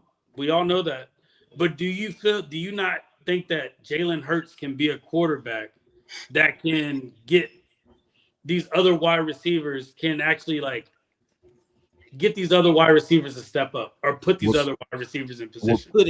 As a Cowboys fan, you don't see Jalen Hurts as that type of quarterback? Go ahead, Angry. Like I said before, in an RPO type of situation, I worry more about the run than the pass with Jalen Hurts. Mm-hmm. Like, sure, he can get the ball down outside the numbers. That is a threat, that taking the top off. Devontae Smith going out there with them jump balls. Like, I worry about that, but the medium, the intermediate type of throws, the out routes are even in the middle of the field, the typical trope in the middle of the field. I don't really worry about his throwing. Why is that? Why do you not worry about his throwing? I'm not saying that he's super bad at throwing or anything like that, or he's a bad quarterback. No, he's not. But that's just not something that I worry about. I don't know if I'd really have to look at his game, but I mean, when he plays against the Cowboys, you can see it as well. So that it's a threat because he's the quarterback. It's the quarterback position. But as far as like, so you worry more about the rush. His legs than you do his own. Yeah, I worry about the rush. If Saquon can start clicking, then I worry about the run. But if he has to drop back and pass, I do think that we like us. I get it. We're Eagles fans, y'all Cowboy fans. I would say spend some time and actually watch a little bit of the highlights from last year. There was a few games that we were running the ball and we weren't getting anything out of it. We won games through Jalen using his arm rather than us relying on Saquon. I would highly recommend that. And hell, you want me to watch something that I'm probably underestimate y'all's team? Let me know. Yeah. But that Rams game, we tried to run the ball the whole first half. Nothing got. It took Jalen to throw the ball for us to actually win that game and get back. I'm gonna say this, and then I'm gonna let Hoody and Drew get in on it. One thing about me, I watched the Eagles game. I'm with Angry when he say about the legs, because his legs most definitely can kill us. One thing I do give Jalen Hurts, he has a very accurate deep ball. Yeah. He can sling that ball deep. And most of the time when we've been killed, it's been on the deep ball. Whether it was to Devontae Smith or A.J. Brown, he's killed us. And with the tight end across the middle. Mm-hmm. I'm not saying that he can't throw the ball, but I'm with Angry. His legs scare me more than his arm does. Yeah. Really? And That's I've always said, interesting. I've always said, if y'all can get y'all run game, if y'all implement that read option back into the thing, and y'all get y'all run game going, and have it to where Saquon is running, and then Jalen Hurts, you don't know if he gonna hand it off and he take off running. That's when y'all use that. When y'all use that, y'all are fucking deadly. So I do have a question for all three of y'all. Do y'all feel like Jalen Hurts still hasn't hit his ceiling yet? Or we've already seen the best of Jalen Hurts? That's a good question. Go ahead. No, go ahead, Angry. I don't know. I don't know, because he's not asked to be that. You know, he's not really asked to be the savior. No, it's not about being I think this savior. is the year for it. I don't think it's about being a savior. I just think those things that you're saying, like throwing down the middle, just what other issues do you feel like Jalen Hurts has? Like, you don't see him improving in those things. You don't think he'll never improve his quarterback career? Like, that's what I mean. That's what I mean by ceiling. I'll say this: my brother is a diehard Eagles fan, and I don't really have these kind of talks with just anybody. I talk to him because we have good conversation where we can actually pick each other's teams apart and be able to do it in a respectful manner. Okay, so when I talk to my brother and we talk about Jalen Hurts, he'll be the first to tell you. Like, he'll be the first to tell you. If Jalen is doing his thing, he's going to let you know. He's going to let me know. He's like, well, Jalen Hurts won this game because X, Y, Z. If Jalen ain't doing his thing, he's going to let me know. Jalen needs to do X, Y, Z. Me personally, being so I'm not so in touch with Philadelphia and what they do as far as on the football field. I can't really necessarily answer that question because I don't watch him closely. It's just like the same if somebody asked me if Jackson Dart I don't watch the guy. You know what I'm saying? So, Hoodie, can I ask you something? And I appreciate you telling me that. Yeah. So when it comes to Jalen Hurts and how he's performing as a quarterback, who are you getting your information from? And where are you getting the information? I don't get my information from anybody because I don't watch them or care about them. Okay, fine. If I'm getting information from anybody, I live in Jersey. I still work in Malvern, Pennsylvania, not too far away from Philadelphia. So you know who I'm around all day, every day. A bunch of fucking Pigeon fans. So that's where I'm getting all my information from. You know what I'm saying? The constant vitriol. Oh, Jalen Hurts is better than blah, blah, blah, and blah, blah. Like, I watch. So you're sick of just hearing it, but like, that's what I'm saying. It's not even about being sick of hearing it. It's when you do watch the highlights, you see what he's good at. I'm not going to sit here and fraud. That dude runs. If he runs, it's a problem. So you have to be on your game defensively. You have to be able to key in on him defensively because he is a threat. There is no bones about it. It's just like if this was the AFC East, I guess, with Baltimore, we'd be saying the same thing about Lamar Jackson. The dude's a problem. You got to contain him. If you don't contain him, he'll burn you. Now, if everything is working in his favor, receivers are getting it, and this is any quarterback. If everything's working in your favor, offensive line is holding up, your tight end's getting out in the space, your running back's doing what he's doing, and your wide receivers are getting open, any quarterback can be deadly. Look at fucking Sam Darnold. Like, he just that's kind of where I'm going to. And that's why I said ceiling, because meaning he can develop and get better at these things that y'all are saying that he's not capable of doing. So do y'all see the offense as a threat if he does get better at this going into the season? If he's not capable of doing was kind of a reach. I mean, I'm not saying that he's not capable of doing. It's just I'm saying that I don't fear him doing this. Like, let's say on play action boot. He's gonna pass the ball, but he's still running with his legs. So I'm still like, damn. As a linebacker, do I drop back into coverage or do I wait for him to break? Like, that's the unpredictability of the quarterback while he's on the run or in the RPO. That's what really scares me. You know what I'm saying? Like, but can he get better over time? Like, yes. But y'all are saying y'all are calling based off how he performed in 2022. Like, I like the Jalen Hurts in 2023. It just got overshadowed a lot by how bad our defense was. Like when you really sit back and you watch that 2022 season, 2023 season with Jalen Hurts, like he was slinging the ball everywhere. Mind you, yeah, he had AJ Brown. Yeah, he had Devontae Smith. Yeah, he had Dallas Goedert. If things are working for him. But he was doing what he was supposed to do as a quarterback. Interceptions went up, all that. The only issue was our defense was terrible. So it really diluted how good he really was that season. So our defense was terrible that Can he get better? Yes. Like I said, I've said this before on other live streams. This is the year. If he can shut everybody up. So you see, he has a ceiling though. He hasn't reached the ceiling. He can get better. Yeah, he can get better. Yeah, he still got more years in the league to play. He can get better. What is this, year 6, year 7 for him? Going into year 7. 6 is a starter. Yeah, he's got time. I mean, we've seen some of the greatest quarterbacks ever to play develop over time.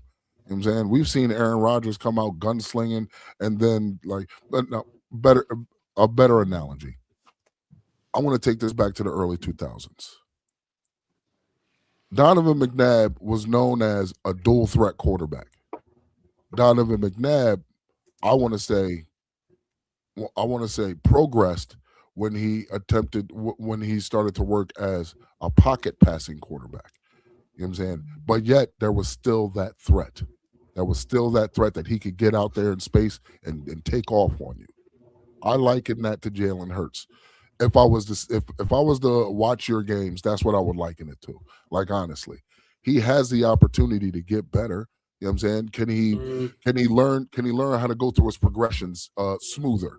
You know what I'm saying? Not better, but smoother. You know what I'm saying? Can he diagnose defenses at a high rate? You know what I'm saying? Not saying that he can't. I'm not saying that he can't, because obviously when you throw for over 300 yards in the Super Bowl, when a team that's just going to go cover zero on you, you're obviously diagnosing really damn well. You know what I'm saying? So I'm not saying he doesn't diagnose, but can he? You know what I'm saying? Like, can he progress in that manner as a pocket passing quarterback? And I'm not going to say it remains to be seen, because we've seen shades of it. We've seen flashes of it. We've seen it. We've seen some flashes. I can only speak on the tangible things that I've seen. I can't speak on the what ifs and how abouts. You know what I'm saying? I've seen certain things. I've seen when he had AJ Brown, Devontae Smith, Dallas Goedert, he was a man among boys. But I've also seen when he just had Devontae Smith, that he wasn't sure of himself, I want to say. You're saying Jalen Hurts wasn't? What was that, year 2? That was 2021, yeah. So that would be year 2, right? He wasn't 100% sure of himself as a passer, but I mean, Devontae still went over 1,000, but that was it. You know what I'm saying? He didn't go over 1,000. He got 900. He had 900. We ain't gonna talk about that. We ain't gonna talk about that. Let me hit these super gifts. Goddamn said he sent 5 jewels. Appreciate that, goddamn. Randy with the 10 jewels. Appreciate that, Randy. Appreciate that. Yeah, my guy name. Goddamn. Goddamn. That's a crazy name. Damn. We got some good talk going on, y'all. Go ahead. But honestly, okay. Breaking news, bang, bang, bang. But I'm not really. Again, like, it's no shade. It's just shit. I don't even watch Seattle. You know what I'm saying? Like, the only time I cared about Seattle is when we played them yesterday. You know what I'm saying? So it's no shade to no teams. It's just how I rock. I don't worry about Philadelphia, but when we play y'all. Now, do I pay attention to certain things? Hell yeah. I know who Jalen Carter is. I know who Jordan Davis is. I know who Quinyon Mitchell. I know who these guys are. You know what I'm saying? I know what they have done in the league, sure. But I also know what my guys can do.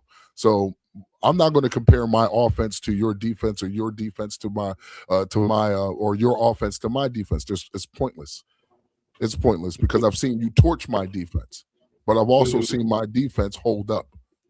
Mm-hmm. You know what I'm saying? Just like I've seen us torch your defense, but I've also seen your defense hold up. You know what I'm saying? That's football.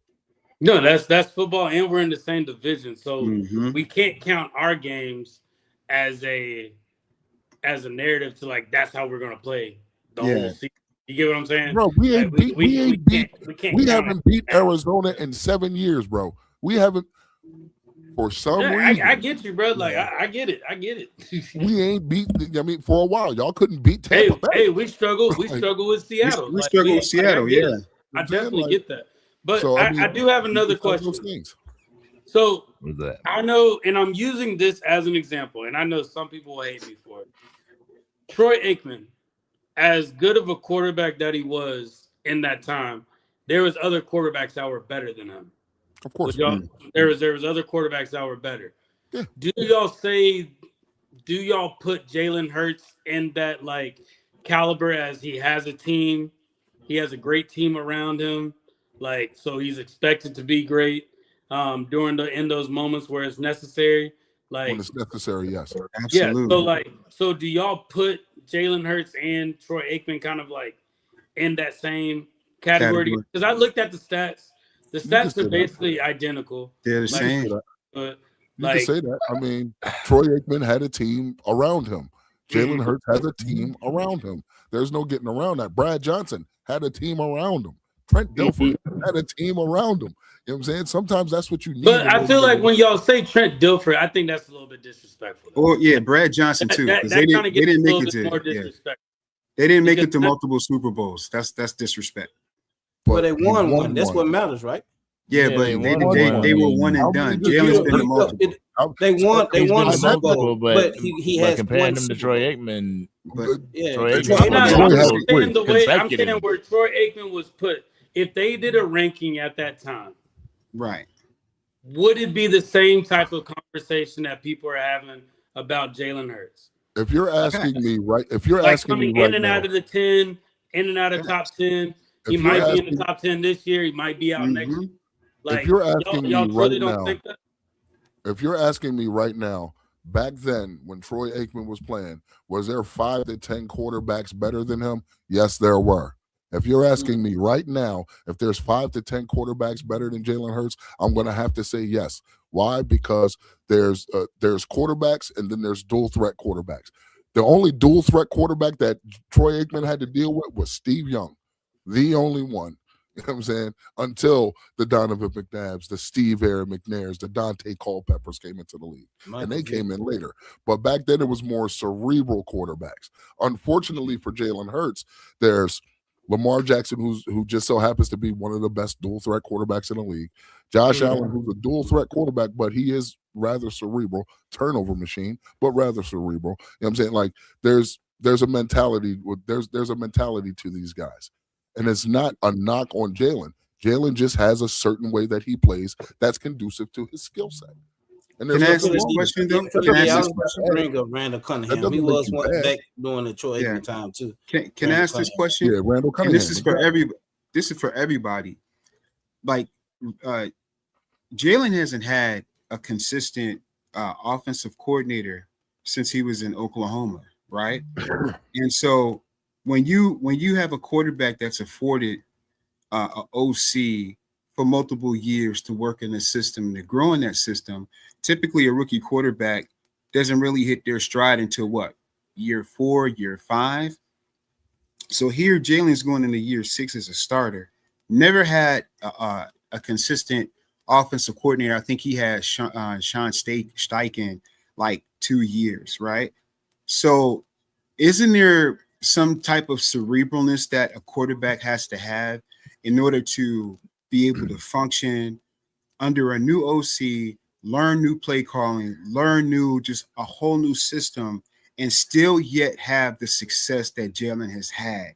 There has to be some credibility, or there has to be some credit that he has to take with him having some type of cerebralness as a quarterback, to function like that, because I don't know if any other quarter has ever functioned like that or can. I don't think we've ever seen that before. And for Jalen to the last 6 years never missed the playoffs, been to 2 Super Bowls. I mean, that has to speak something to his intelligence as a quarterback. I mean, tell me, am I wrong? Your team, that's to speak something to your team continuity. That's what that speaks to. Okay. So Jalen doesn't get any credit for that. Why do I have to give Jalen Hurts credit for a team accomplishment? I'm just asking. You don't have to give him anything. I'm just asking. So I'm answering your question. I'm not giving him credit. I'm giving your front office credit because of the continuity of the team. They put everything around him for him to succeed. That's how quarterbacks actually succeed in this world. You don't believe me? Ask Tom Brady. I don't think Tom Brady had the same offensive coordinator every year, and he played 20 years.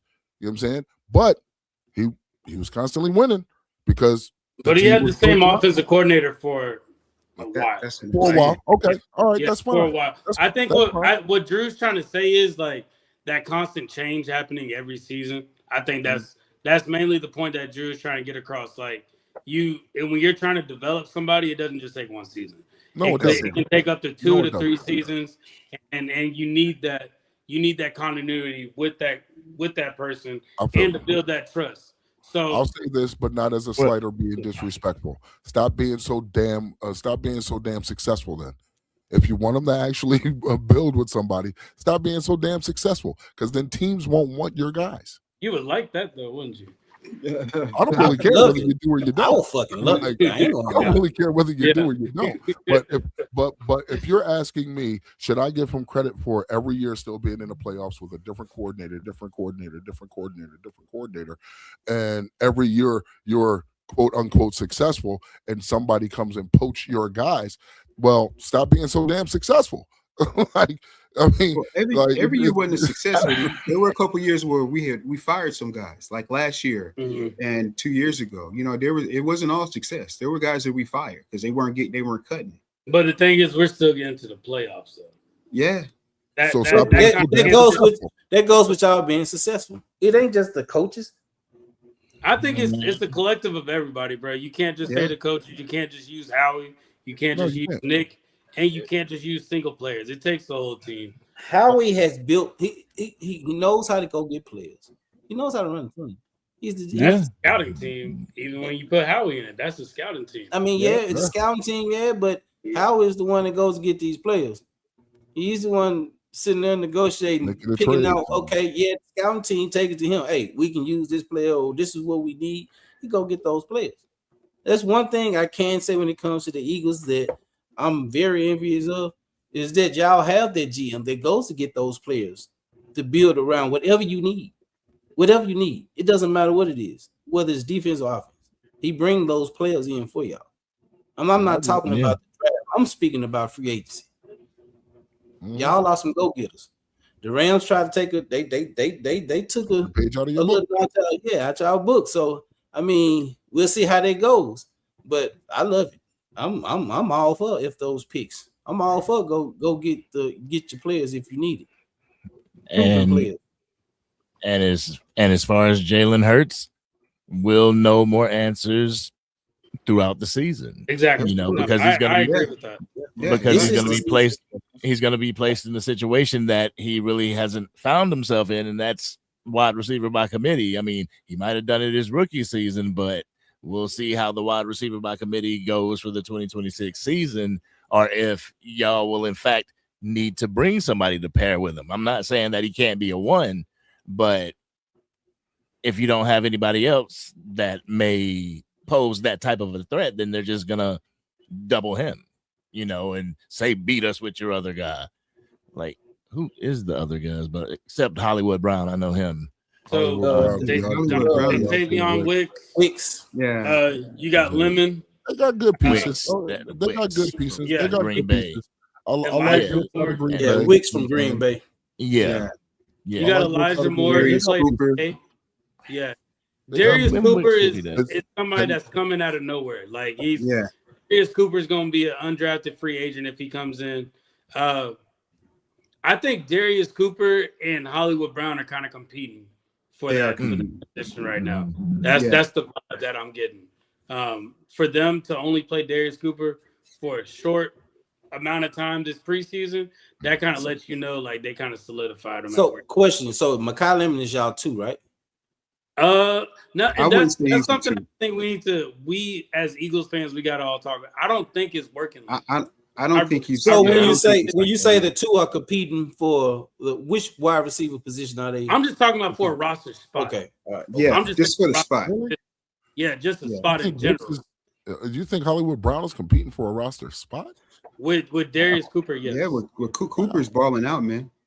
Yeah, Darius Cooper's that guy. Yeah. Hollywood Brown ain't no slouch though. I agree with you. I really do agree with you, Hoodie. But the way that he's performing at camp right now, he's not standing out like Darius. That matters. It matters. Yeah. I'm not like going to say Elijah. Actually, I take that back. I think it'll probably be Elijah Moore and Hollywood Brown because Elijah Moore has been showing out at camp too. Yeah, Elijah Moore has been or hasn't. Has been. He has been. Yeah, the only person I can get a negative about when it comes to just being a receiver and not even just a wide receiver, a tight end, is Eli Stowers. That's the only. But he's your tight end. Yeah, he's our tight end. But we're gonna be utilizing our. And that's why I said it's not going to be a wide receiver 1, wide receiver 2. It's not going to. Yeah, they're gonna have them all over the place. Like it's going to be a committee. Yeah, it's going to be all over. But I can't sit up there and say this person's going to be here or the X or the Y. Like I can't. Right. Yeah. So that's what I was. I was just trying to see. I was just asking. Yeah, I think for what's that? No, go ahead, Warren. No, go ahead, Warren.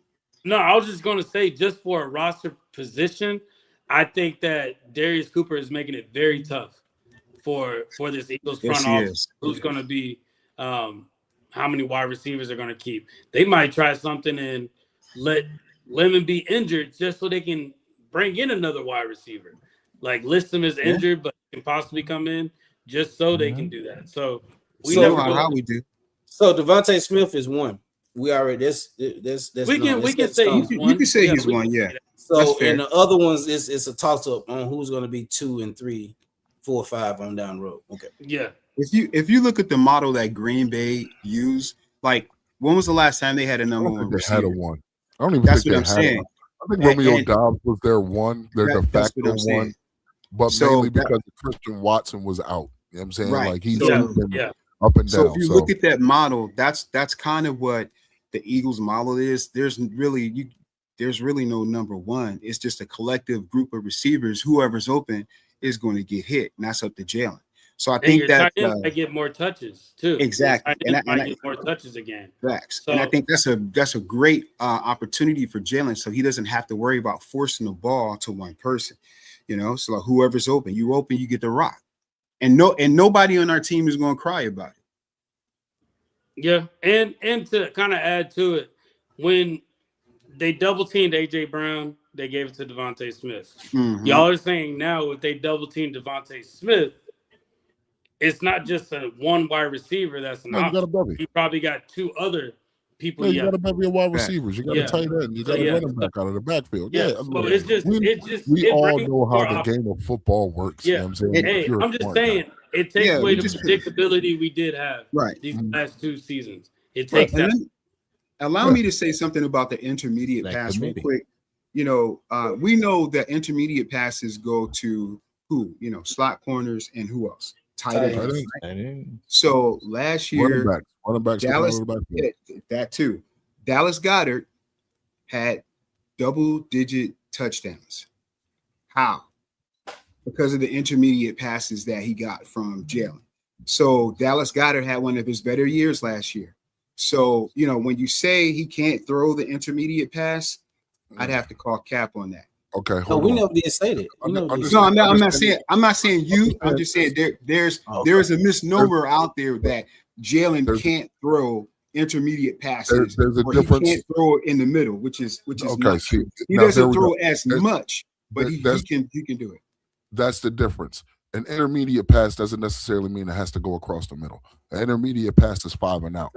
10 and out. You know what I'm saying? 7. You know what I'm saying? Those are intermediate passes. So it doesn't necessarily mean it's going across the middle. You know what I'm saying? Now, Have we seen Jalen Hurts throw across the middle? Yes. Have we seen Jalen Hurts struggle going across the middle as well? Yes. He's been successful and he struggled a bit. There isn't a quarterback in the league. When did you see him struggle? Hold on. There wasn't a quarterback in the league that. When did we see him struggle? In the playoff game last year, going across the middle. Okay, so we're not going to do that. Well, now, was that because of drops? Because just like you guys said, CD Lamb dropped the ball. I had a receiver that dropping the ball. Well, when I said something about CD Lamb dropping the ball, no, what I'm saying is, you use CD as a secular, and I'm telling you, we had passes dropped by that. That's not on the cornerback. We had Smitty drop a ball. We had AJ drop 2 balls. So we don't get to use the same, I agree with you on that, Drew, because on the drops, I don't put the drops on my quarterback. So you can't put it on the quarterback. Yeah, I agree with you on that. But you're giving the credit to your defense. You're giving the credit to your defense when I say CD Lamb dropped 4 balls against the Eagles. Here's why I give the credit. Here's why I give the credit to the defense. No, you can't, because you have the best kicker. Kush, you have the best kicker in the NFL. Who can kick balls 60 yards? Kush, listen, hear me out. You have the best kicker in the league, and you mean to tell me your high-powered offense couldn't get your field goal kicker in position to kick a field goal? He's talking about that was the problem. I think that was the problem. That's what I'm saying. So the second half of that first game, we shut you out. You mean to tell me, I know he dropped a couple balls, but you couldn't get to the 40-yard line, so your field goal kicker could kick a 60-yard or a 55-yarder with ease? So is that why you put it on your defense? That's why you get your defense the credit? I put it on my defense and your offense. That's what Hoodie was asking. Yeah, that's what I'm saying. I'm doing both. I put it on both. My defense stopped literally what I'm saying. No, what I'm saying, Kush. What I'm saying is your offense is so high powered, you couldn't get your high powered offense. We're not talking about my offense. That's what I'm saying. The conversation was not about my offense. Now he asked the question about the drops. I'm asking the question. You giving the credit to your defense. They did it the second game we met. I tell you that much. Yes, the conversation was about intermediate passing, the disparity between intermediate passing and throwing. No, I got that. I was just bringing out a point. You said when was Jalen Hurts unsuccessful throwing across the middle? I can count 2 games: the Chargers game and that playoff game against the San Francisco 49ers. Warren, am I wrong? Yeah, those are 2 games he did not have his best games, but there we go. So, it is the passing. It is on AJ Brown. We've seen it happen. AJ Brown 2023 was a slant god. Guess where that ball goes?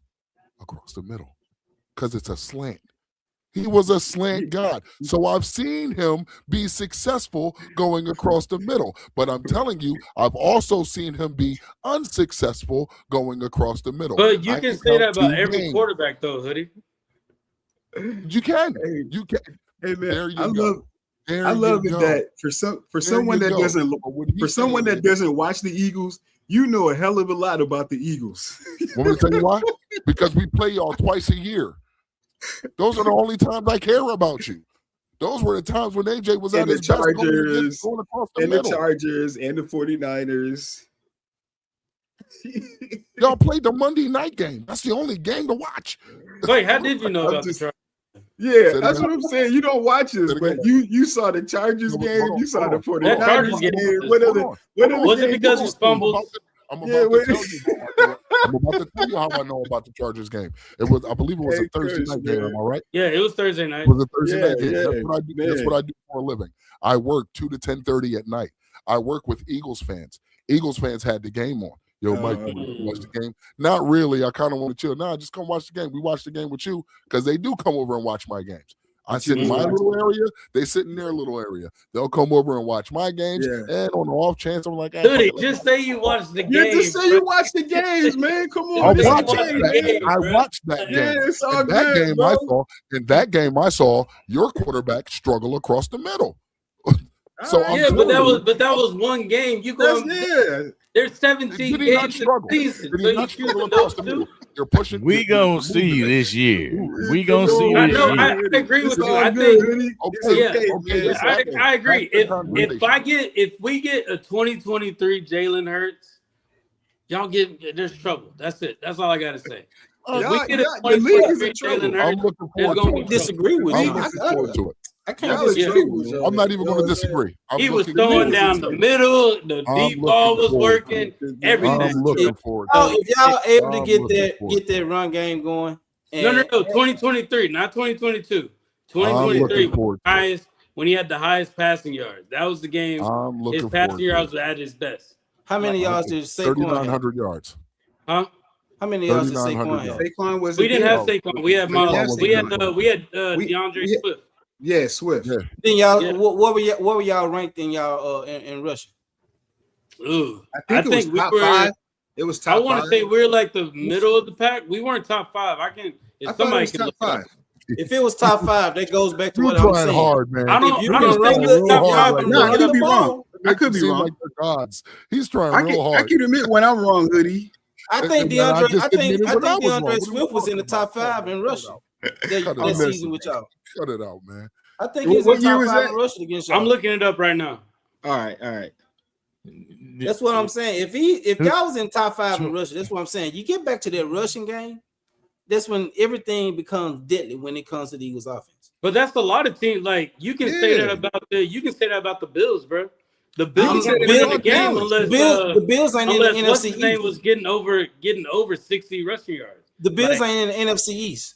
They not. But I'm just saying, I'm speaking like, about y'all. This is but I'm what saying scares that's me about most y'all's teams, though. offense. That's most But I'm teams. saying, but this is what scares me about y'all's offense because I know what Jada can do if you got a rushing attack. I know. Yeah, he probably be throwing it all over the goddamn field. Drew I've seen it. hard. We were ranked 8. Real hard. We I were see ranked that 8 sweat We sweat, were on top 10. rushing offense. I Yeah, see that we were ranked sweat. 8. Okay. Yeah. I mean, even the year we went to the Super Bowl the first time and lost to the Chiefs, you know, we had what was it? Miles, what was his name? The guy you could run it Miles back. Sanders. Miles Sanders. Yeah. You know, and we had a top rushing offense then too. Yeah. So, you know, when the Eagles rush the football, you know, it does open up. So it's a recipe for success. You have the Eagles have a top 5, I would say top 3 defense, you know, So, and then if you have a top 10 offense where you run the football, the Eagles are I'm gonna say this and I'm gonna leave it alone. I'm gonna let y'all. No, talk. I do We say want the to add same this thing though. I about just that. looked it up. We say the same thing about that. It wasn't even top 10. Yeah, So- I agree. Say that again. If you guys Run ran the that back. football, Run but that- y'all throw Run too that much. back, sir. Run that back, Angry. What you just say? Huh? Yeah. What you just say? Oh, I heard you. What'd you just say? Oh, you heard? Who, me? Oh, I heard you. Oh, you know I heard you. I don't have a. Oh. I don't have a No, problem not saying you, it. Eagle. Not you, Drew. No, You talking about no, Angry. we You talking about Angry. we was talking about Drew. Jalen Hurts had top quarterback passing yards in 2023. No, not top. But I'm saying that was his best season. Oh, that was his best season. Yeah, Okay, yeah, okay. that was his Best best season season. in We fact. didn't say No, yeah. I'm not. No, I'm not doing all that. But Okay. I will say this though: the Eagles were 16th in pass defense that 2023 season. So kind of like what y'all say about y'all's defense. If we can just get in the 20, or if we can just get here, top 15. yeah. Hey, if we can just get Who said in, top 15? We said Yeah. middle of the pack. yeah, like if we can at least They get talking that, about when they say top 15, Angry. They ain't talking about you. They talking about me. They talking about me. Oh, Yeah, Talking see, about- that's don't your say boy that right like that. there. That's your boy. I'm going to Yeah, they die talking on this about me. hill. But that's the I'll- same thing y'all are saying you get my though. If we defense keep from the run 18 to game the 24, I'm same, good. and if our pass game can at least get in between that 10 and 20, Mhm. we can be dangerous. Just Yeah, same thing that's with what I'm y'all. Same I'm thing okay y'all are with that, saying. bro. We all in the Everybody same within that boat, bro. realm. It's just We all different in the sides. same boat, bro. I think this NFC East is Yeah. going to be very competitive. Getting back to where we used to be, I think it's going to be very competitive. Well, I blame y'all for making the Commanders get this hype about themselves. I didn't. They I had know. to play us. No. How you I blame don't. us? I didn't know say we nothing do. about the Commanders. No, I'm saying that because we have to deal with Commanders fans now. It's supposed Yeah. to be That's us on than the y'all. Cowboys. Y'all did y'all. that. Yeah, No, that's on y'all y'all. Why y'all let the did that. Commanders y'all. sneak up like that? How do we do that? Because y'all got the first game of the season, so y'all the target.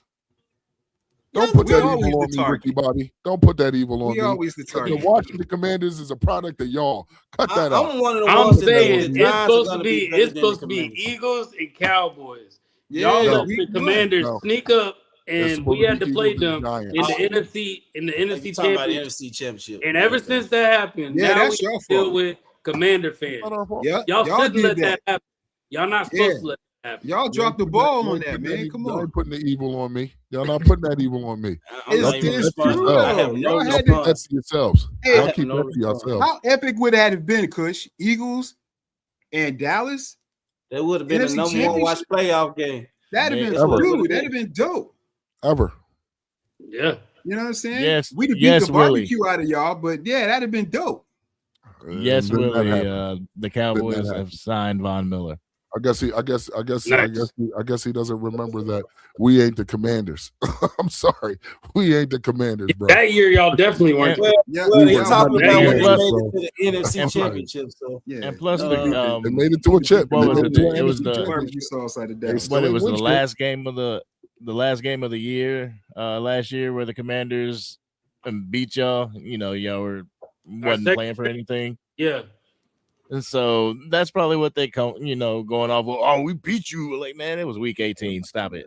from what I heard, saying, ever Commanders- since they got Jaden Daniels, What- bro, ever since what- Jaden Daniels, they've been coming out of nowhere. Yeah, man. Yeah, they on They y'all selling ass. themselves. They got the So hand I'm gonna up. tell y'all what I've heard from Y'all the supposed Commanders to calm fans them down. dealing Y'all with supposed to y'all. calm them down. This is what I've heard from Commanders fans dealing with the Eagles. Now push the Cowboys shit aside because y'all know the beef that we have. So they said that since y'all finally won a Super Bowl, y'all have become arrogant. Now I've heard this from certain Commanders fans that y'all become arrogant since y'all won the Super Bowl, and it took y'all down there 40 years to get one. Is what I've heard. Now that's not coming from me. That's coming from Commanders fans. I ain't gonna call the name, but that's coming from Commanders fans. Stop it. I'm just saying. I ain't speaking about that one you thinking about, Truth. I can see where they're getting it from, though. I can see where they're getting it from. Yeah. Got one right here. Hey, you want to speak to this one? You want to speak to it? No, go ahead, Mr. Eric. You know what?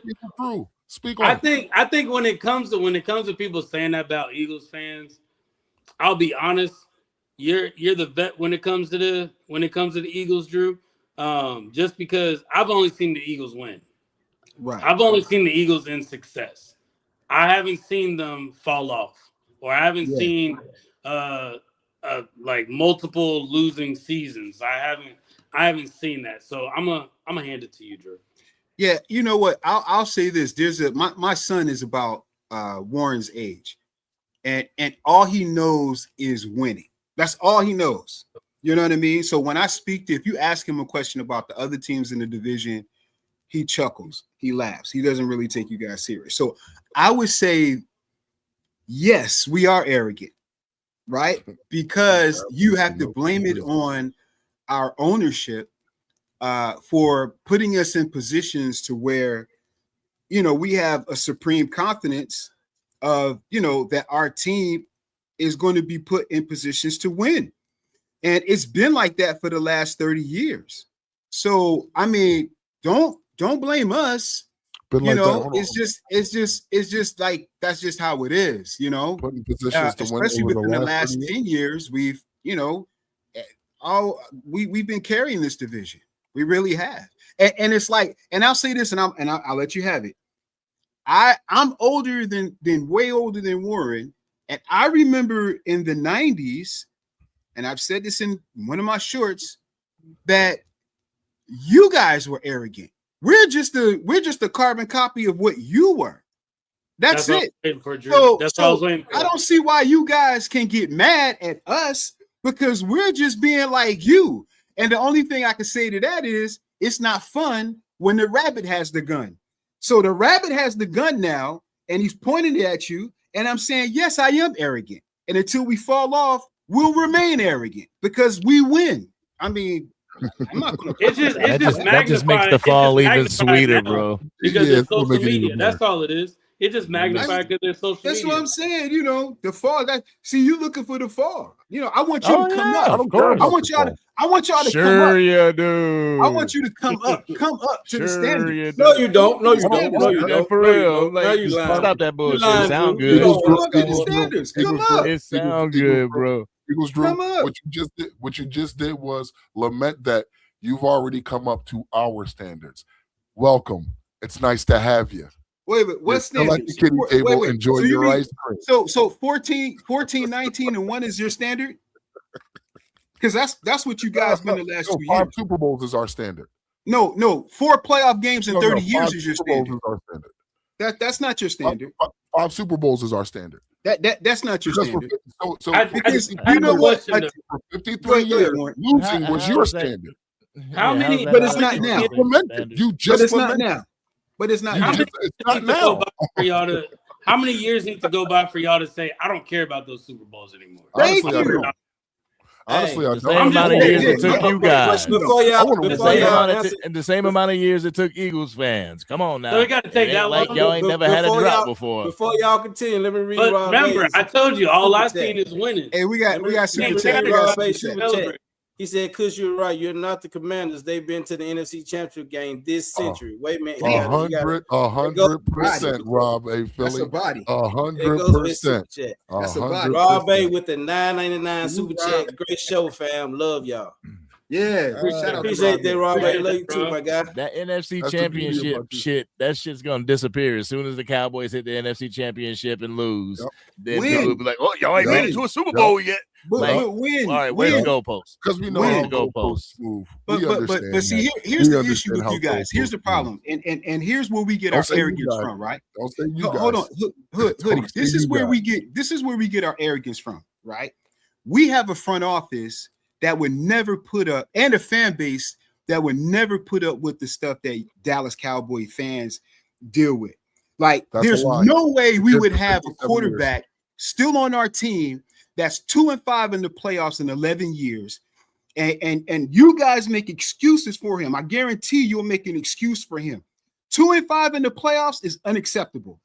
We would never put up with that. We kicked Donovan McNabb's Campbell soup drinking behind out of there because he couldn't get it done, right? So that's how we roll. We don't make excuses for losing quarterbacks after 11 years. You're the least accomplished quarterback in the division, but So you guys will pump him he's up not. because he made the list number 6 on the top 20 And or y'all 100 get or mad whatever it because is. your guy who won a That's Super why Bowl we're is arrogant. at number 17. But Like, I think we y'all talked start about this a throwing little fits. bit though, Angry, on the other Right. show. We talked about it a little bit.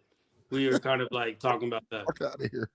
Momo with the $5 super chat said, "Put some respect on my team, Hoodie." On that Hell bullshit. no. Hell no. I At will least they never. made it to the NFC Championship game, I though. don't give they ain't one shit. One shit. But what They- has Dak done? They haven't won. I 85 don't has care done what more Dak than has Dak in done. 1 year That than means Dak nothing has done in to me. 5. That I mean, means 11. nothing to me. That means nothing. I know This guy did more than this one. And you This just guy proved did more that's than your this one. standard. This guy did more than this one. But Ladies you're and gentlemen, disrespected when I use Trent Dilfer as a catalyst for your guy. You know what I mean? This is the He's Trent standard. Dilfer. This He's is the Trent standard, Dilfer. ladies and gentlemen. He just said that Like, doesn't mean he's Trent anything to Dilfer. him. That's the standard. So It ain't 5 Super Bowls. we've been on. It's that you don't care. We've That's been the on. standard, ladies and We've been gentlemen. on 2 hours. I got What? one final question before You're trying real hard before ain't we you? get off this. Real hard I over got there. You one see? final Get that question question out, Lloyd. before we end this. One final question for the panel. All right. Are the Eagles still the standard of the NFC East? You said standard? Yeah. Go ahead, let them go. Yeah. You go ahead, Andy. No. We can see. No. No. One Eagle, No, one sir. Eagle, then Cowboy, then one Eagle, then Cowboy. That's how we're gonna do it. Come on, No. man. You Let's- can't no. make this up. You No. say what you say, Hoodie? No. Why? Explain why. They Explain Can I stopped hear being the why? standard. They Yeah. stopped being the standard when they didn't go to a Super Bowl. They are not the standard. They are not the standard. Right now, the standard is Seattle. That is the standard. Is it not? But Of the he's NFC in the East. division. Of the NFC in the East. division. No. No. And why not? Come on, man. Come Because I on, don't man. feel What are like we they are. doing here? I just don't What feel are we like you are. doing? I don't think that you are the standard. We know. I really don't. I don't think You that know. you're the standard. Drew, give me a rebuttal because I know you don't agree, but give me a rebuttal. Listen, God damn. Stevie Wonder can see that the Eagles are the standard in the NFC East. We have been the standard for the last 30 years. So listen, let's not kid ourselves. The last team to win back-to-back NFC East titles was the Eagles back in the early 2000s, and my quarterback just did it again. Again. So the Eagles are the standard. If we weren't the standard, you wouldn't have went after Christian Parker, someone on our staff that you're hoping to bring that standard success to your team. That's So, not no. yes, No, you we can't are. use Hold on, Lloyd. Before you go, What that's are funny. we talking about No, here? no. That's What funny. are we you say talking that. about here? That's funny. That's funny. You say that. Why did you go to New Absolutely, York? it's the Why did you go to New York? truth. Why did you go to New York to get Saquon Why do we to get a running back that was That's- like that was a But- high it's risk, generational. that was a low risk, high reward. but- That's It's why. he's a But generational the player. Why did you go? why Saquon did you Barkley go to was the a low Chargers risk, and pluck- high reward, Why did bro. you go to the Wait, Chargers but- and pluck an offensive coordinator from So them? wait a minute, I Hoodie. mean, Hoodie. So did we not make it to the Super Bowl without Saquon Barkley? Did we not win a Super Bowl without Yeah. Saquon? Yeah. Well, y'all what are went you to the Super talking Bowl- about, bro? you went What to are you the Super talking Bowl about? with a guy you picked up from somewhere else? 100%. Why did you go get Christian Parker? No, but hold on, Hoodie. 100%. Who is the standard in the NFC East? I don't think there is a standard in the NFC East. It's Stop about the to be cap. made. Stop the I don't cap. think there is a standard in the NFC East. It's about to be made. So it discredits the whole question then. 100%. I you think, killed the whole question, bro. the whole thing, because Eagles Drew, you said something like, why did you go get Christian Parker? I don't believe the Dallas Cowboys were sitting and it was like, the Eagles are the standard. Let's go get somebody from their defense. You know, they thought about Vic Fangio. What? What? Go ahead. Yeah, I'm listening. You know, they think about Vic Fangio and his disciples. I mean, it's not like they just went right to the Eagles and was like, bam. And just because we get a coach doesn't mean that we want to be like the Eagles, because that's a narrative that I've heard. I've even heard you say that, Drew. Like, we're not trying to be like the Eagles. You got talented staff. That's just, I guess, like trading for Saquon Barkley. What, y'all want to be like the Giants, or getting Kellen Moore from the Chargers? Or you want to be like, no, y'all saw a good coordinator, you got him. So I think with this whole standard thing, your organization as a whole, let's start from validation. It's a great example. Yes. But why did you guys go get Quinnen Williams? Why did you go get Quinnen Williams? He didn't come from y'all. Because we could say That's that. not. Whoa. Because we could say that a dope defensive tackle can win you a Super Bowl because it worked for Kansas City first. Chris Jones. So when we say that about, we don't look straight at the Philadelphia Eagles. Yes, you guys got good defensive tackles, but it's not like they're over there, you know, checking off their roster saying like, "What do the Eagles have? Oh, well, we got to get this." What, like Leonard Williams? No, I think that disingenuous. I don't want to cut you off, Angry. But I like, are you still going? I was just gonna kind of add. Yeah, I'm sorry if I cut you off. My apologies, man. Yeah, I wasn't able to land my plane anyway. My bad. Go ahead. I'm sorry. Go ahead. No, go ahead. Say what you gotta say. Yeah, nah, go ahead, it's gone now. I'm sorry, man. Go My ahead, apologies. Warren. My No, apologies. but one thing I was gonna say, and I think everybody on here can agree, the Eagles have developed the players that they've had in the last 7 to 8 years. They've developed players. Yep. Like they develop players, and the fact that we've developed players that have been 4th, 5th round picks, even deeper than that, we've been able to keep a standard and the expectation of we bring players in, we develop them, we keep them, we let some walk, and that's just how we keep moving. I think that's a standard that you uphold. And I feel like to keep that standard, you have to have coaches in place like a Vic Fangio, like a Christian Parker, and y'all see that we are doing that, and you say, hey, we don't want to be like the Eagles, but they're doing something over there to where they're developing players, and they're not having to go after big names. They can bring in somebody and get them to develop and bring them where they need to be, So let's bring in Christian Parker because he's had a taste of that and he can bring that to what we're doing. I feel like bringing Christian Parker over for y'all is not so y'all's defense can just be dominant off the bat, but so y'all can keep developing players and keep that same rotation going year after year after year. That's what I think y'all picked him up for. He was an investment for y'all. He wasn't just a, hey, let's win now. It's an investment, and it's going to take a minute. That's go ahead, that's Angry, because you said you want to say something. Yeah, go ahead, Angry. Go ahead, Angry. No, yeah. It's definitely from the success that he has had in Philadelphia, but it also goes to the success in Denver. You know, the people that he's worked with. He just so happens to be under Vic Fangio, and he has worked with Vic Fangio over the years. So yeah, we're gonna poach him. But like I said, there's a sense of arrogance when it's being said like y'all want to be like us, and it's kind of a copycat league.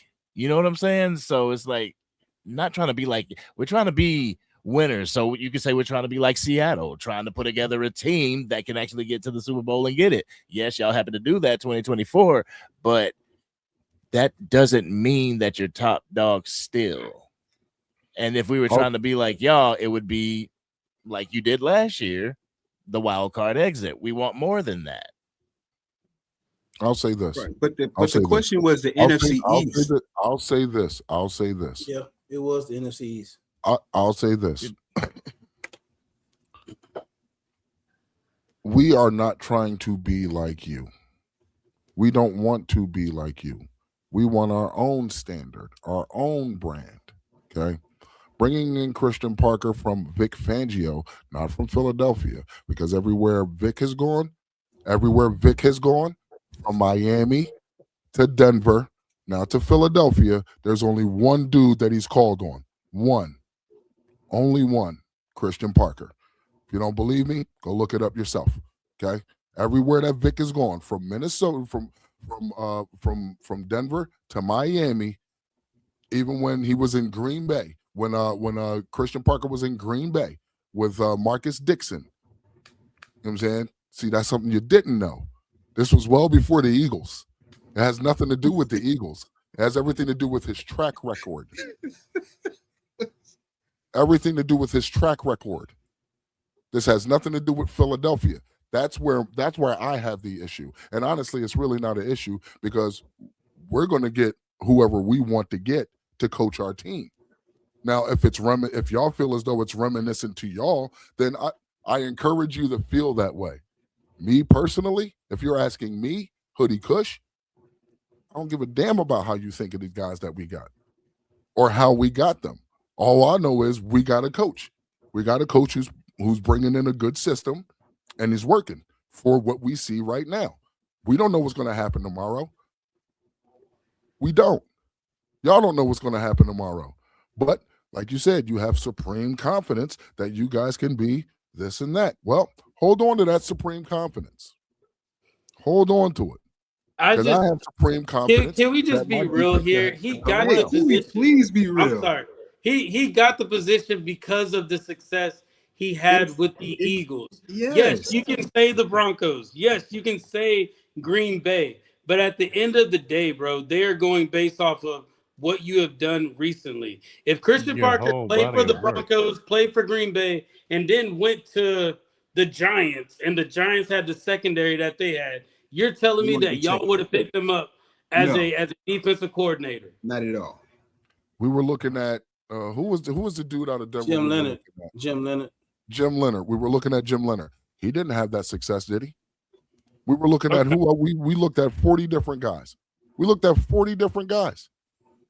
Y'all didn't even know who CP was until we told you who CP was. Shoddy settled on Christian Parker because Christian y'all didn't even know who CP was. I didn't. You weren't the only one, Lloyd.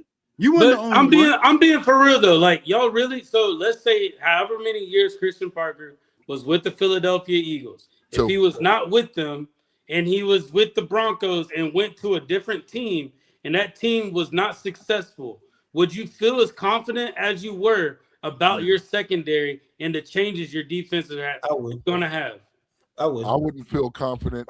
Just like I didn't feel confident with Eberflus when he was with the Bears. Okay, and we got him as a defensive coordinator. I wasn't. But you know what I mean. Hoodie, you know what I mean. I wasn't even confident with Zimmer and he was in Minnesota. Okay, I wasn't. Would you be optimistic then? Would you be optimistic about your defense? If I see tangible reasons to be optimistic, yeah, because that's who I am. Yeah. If I see it, I'm going to be optimistic. If I don't see it, I'm going to let you know about it. Yeah, like these hypotheticals is like, what if he was on a bad team? Well, I'm using that because he wasn't on a bad team with the Philadelphia Eagles, which was good. And it depends. Like if it was the Jets, how was the defense? Was the defense really good? Did the offense stink? That's why they didn't go anywhere.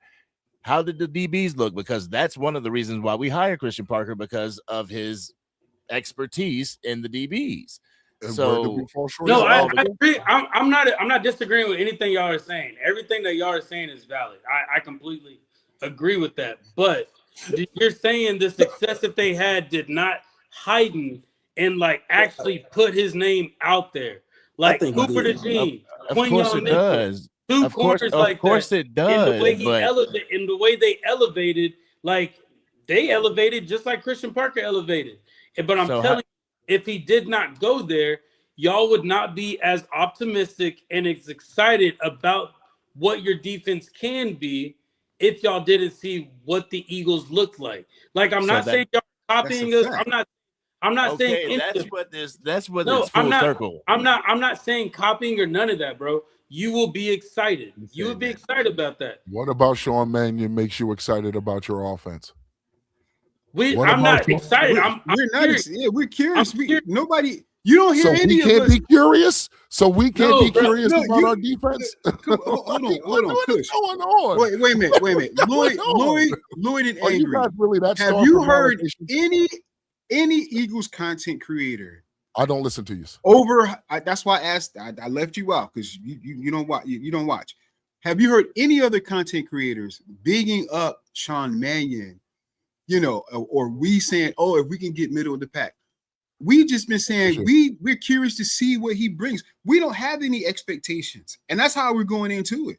We don't know what we're going to get, but you don't hear me saying if we can get top 15, top 10. No, all I'm saying is I'm curious to see what we have and what he's going to do with it.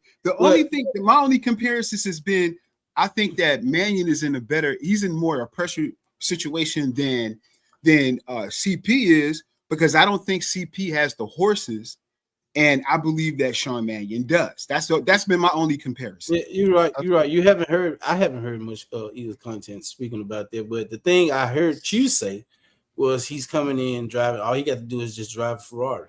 That's it. Contradicting I've yourself. said that. I'm not backing down from that. And so at the end of the season, I don't want to hear this shit. Y'all had a squad. Y'all had a great team. If we ain't got the horses. Listen, Angry. I could be wrong, Angry. All I'm saying is when I evaluate the Dallas Cowboys defense, and I evaluate every level of the defense, I'm not convinced with your front seven. I think your edge rushers are suspect. I think your linebackers are suspect. I think you have linebackers that are playing out of position. I look at your corners. I don't fear your corners at all. I don't see how I think other than the Eagles, the rest of the division's corners are suspect. You have nice safeties. Downs is unproven, and the kid you got, the free agent you got, he's solid. But when I look at your defense, I'm looking at below average defense. And I'm not saying me and Drew disagree at though. Yeah, I'm not trying to cap. Disagree. I'm not trying to cap. I'm looking at the talent. I don't see the talent, and I could be wrong. And guess what? I'll be the first to admit it. No. Me and Drew do disagree on this because I got the Cowboys going to the playoffs. I got y'all going to the playoffs. I truly think, as much as I hate it, Caleb Downs is going to be a generational safety for y'all. Like, he is going to be a really good safety for y'all. Now, the only thing that I look at it is, okay, y'all can get to the playoffs. How far can you go to get there? That's it. Like, I'm not saying y'all are just ain't going nowhere. Like I want to do a debate with y'all because I see where y'all have the potential of going. Because I think getting Christian Parker is gonna make y'all's defense, y'all's players are gonna play more into scheme, and he's gonna make your players smarter on the defense. with that. And y'all have the developers on the coaching staff to get them there. That's why I said, like, I'm not gonna say y'all just trash. Warren, I'm not saying go back to the other one. Go back to the other one. I'm not saying you trash. I'm just saying I don't think you. I think honestly Dallas will see the results next season.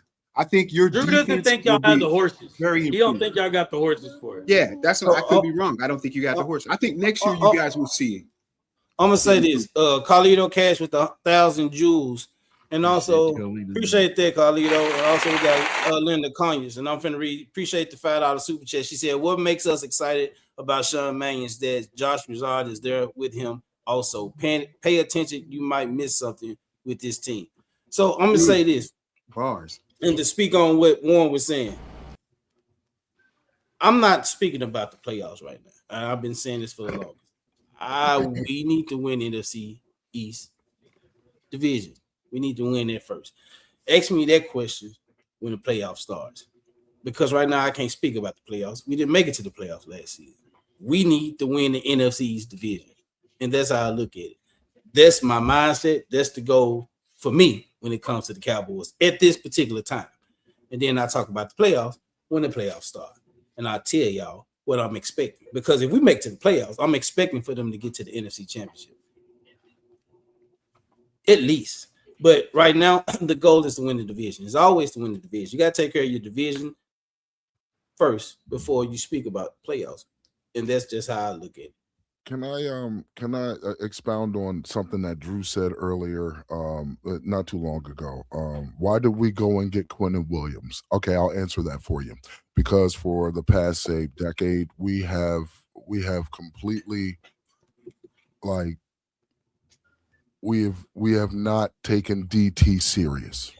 And when you haven't taken something serious for so long, at some point, you're going to have to take it serious, especially when you look across the NFL, not just the NFC East, but the NFL, and see that successful teams have a stout interior defensive line. Chris Jones, number one. Leonard Williams, another one. Jalen Carter and Jordan Davis, of course they're in there. Dexter Lawrence, he just went to Cincinnati. Yeah, he was on a crap New York Giants team, but to say that he wasn't a thorn in your side would be a lie. You know what I'm saying? DTs matter. You need interior. You need interior defensive linemen. That's why you go out and get Quinnen Williams. Mm-hmm. Did he? What impact did he have on the Jets? He was a Pro Bowler. What, four out of the 7 years? No, I mean for the team. With the team, what success did it? What success? And he wasn't all. I mean, we know the Jets suck, dude. Hold on, no. I'm pushing back. He said when you have DT, Kush said when you have a solid DT, then you know that improves your team to be a playoff contender. He led them to have a top 10 defense at least 3 years. But how many playoffs did they make it to? He never made it to a playoffs. Bro, the team was proud. The whole team sucked. Come on, like that's disingenuous as hell, bro. You expect Quinnen Williams to put the whole team on his back to get to a damn playoff? What I'm saying, I'm just going off of. Come on, bro. Run for touchdown. Let me just say. Wait a minute, Miss Max with the 10 jewels. And then she sent 10 more jewels. Appreciate There's that. There's nothing to explain, there's context. There's context to everything. So you have solid defensive tackles, but that doesn't mean everything else around them is solid. That don't mean that everything else around him can't be solid. Say that again. That don't mean that everything else around them cannot be solid. No, you're right. But here's the caveat to what you guys are facing. You're facing a rookie head coach that has never called a play in a game before, never made any in-game adjustments. You have other rookies on the team. You've replaced what, 8 or 9 players on this defense? You've replaced like 8 or 9 players on this defense, right? Okay. So you have a completely new scheme. So you mean to tell me, and it's not out of the realm of possibility, but in reality, defenses don't usually exchange 8-9 players with a rookie head coach and then make the playoffs. You can't have it both ways. You can't say but that it's I out of the realm of because possibility. in reality, that doesn't happen. But his offense will be perfectly fine this year. If it's not in reality, then there's no possibility. That's that no child left behind right there, Look, man. I'm talking NFL. I'm not talking about if a tree falls in the forest, do you hear it? Doesn't make a sound. I'm not talking about that. I appreciate the 5 Jules sent by Blue. I appreciate the 5 Jules sent by Blue and the 440 Jules sent by Joe the Pro Sport. That's Joe Damasio, y'all. What is he doing? Joe, my Go God. ahead, Drew. Go ahead, Drew. Before we no, get I'm ready just saying. All I'm saying is, in reality, I'm not saying that it can't happen. But what I'm saying is most likely things like that don't happen. And when you say, oh, well, New England did it. Well, no, because New England hadn't made the playoffs since 2019. And don't say Seattle did it because Seattle hadn't made the playoffs since 2021. That means it took them a couple years to build. And that means that Dallas has to develop. What? Name me this, guys. Name me 5 players. Drew, that's what they're saying, Drew. They're saying they want to see progress. They're trying to get this team. They're trying to get this team. They're trying to get this defense to where they need it to be. I've said Dallas. I think Dallas will see progress. I think your defense will be between top 20, 25. I think that's where your defense lands. I expect your defense to be better. I think your defense is going to be. That's all they want. That's all they want right now. I've never said anything different. I just don't think you have enough to make the playoffs. I think only one team's coming out the playoffs this year in the East, and that's the Eagles. I think it's 2. Okay. I think it's 2. So. Okay. Well, so yeah, we're gonna say. Go ahead, Angry, before I end it. Go ahead, Angry, before I end it. Go ahead. Nah, I just gotta save this in my watch laters just so I can bring it back to you, Drew. Yeah, bring it to me. Book it. Because I'm not gonna run from it. Because it just seems like with you, our defense is doom and gloom, but with your offense. You're just fine, and you're facing the same situation. You may not have turned your offense completely over, but you're dealing with some new key pieces. You know, you're dealing with a new key piece. How many pieces though, Angry? How many pieces, Angry? I mean, like I told you, your whole wide receiver crew is wide receiver by committee, and y'all gonna go into the West Coast offense. The West Coast offense does calls for you to throw the ball too. You know, especially if Saquon doesn't rise to that level like y'all want him to from 2024, you know, we will see. That's fair. We will see. Both every team in the NFC East right now has a question mark. Every team. So we'll see once this season starts where everything's gonna be. You know, yeah, we're not done with this conversation. We will be getting back to it. And one of these days, I'm gonna be part of the panel. You are part of the panel. I have a lot. You are. I have a lot more. I have a lot more.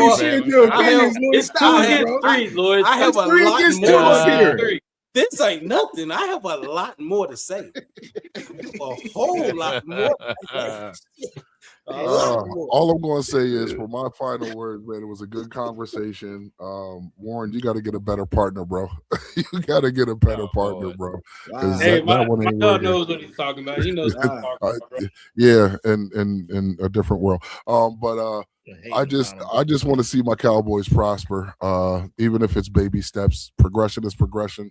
If you're standing still and letting everybody else walk past you, guess what you're doing? You're regressing. So I see progression coming for this team. I've seen it start within the offseason. In fact, last year, even though it seemed like a super huge step back by moving on from Micah Parsons, but acquiring the pieces along the way, I see where the train is going to stop. So I'm just waiting for week 2 of waiting for week 2 of preseason. I'm waiting to see what's up next. Let me see some consistency with this team. Then we'll go to week 3. But until then, man, I want Warren, Hoodie, Angry, Lloyd, even Eagles Drew to have a wonderful evening. Drew, what you got for us, Drew? Drew needs some just for men. That's what he needs. What people don't realize when they come to Drew knows how to troll, but Drew, I give it to Drew because he talks football, even though sometimes I feel he's very, very fucking delusional, just like he said about me and what I said. Is why they brought up the top 15 defense, and he really wanted to say top 10. He really wanted to say, but I enjoy the conversations with Drew. I love hearing Drew talk. He pisses me off sometimes, but I mean, we get past it. We get. Go ahead, Drew. Hey, listen, nobody can get you more upset than your family, right, Lloyd? Yeah, so, right. y'all family. So, listen, look, when I say stuff, some of you guys may not like it, but I try to come from a place of, of understanding and knowledge. I'm just giving you my opinion. Like it or not, I'm sorry. It is what it is. I'm not going to apologize for it. Kush, I appreciate you. Glad you're here. Angry, me and you rock. You're my guy, Lord. I appreciate it. Warren, my man, always a pleasure. Everybody in the chat, I want to thank y'all for coming out and support all the channels. Please continue to do so. And look, all this talking we doing, it all goes to the side when the season starts in about 3 weeks. So whatever I say, I stand 10 toes on it. Because I had that supreme confidence, like we talked about earlier, So I'm not going to shy from anything. If I'm wrong, I'll stand right here and say I'm wrong. So that's all we got. Let's go Birds. Eagles Nation, stand up. Angry, what you got for us, Angry? Man, nothing. Nah, I appreciate it.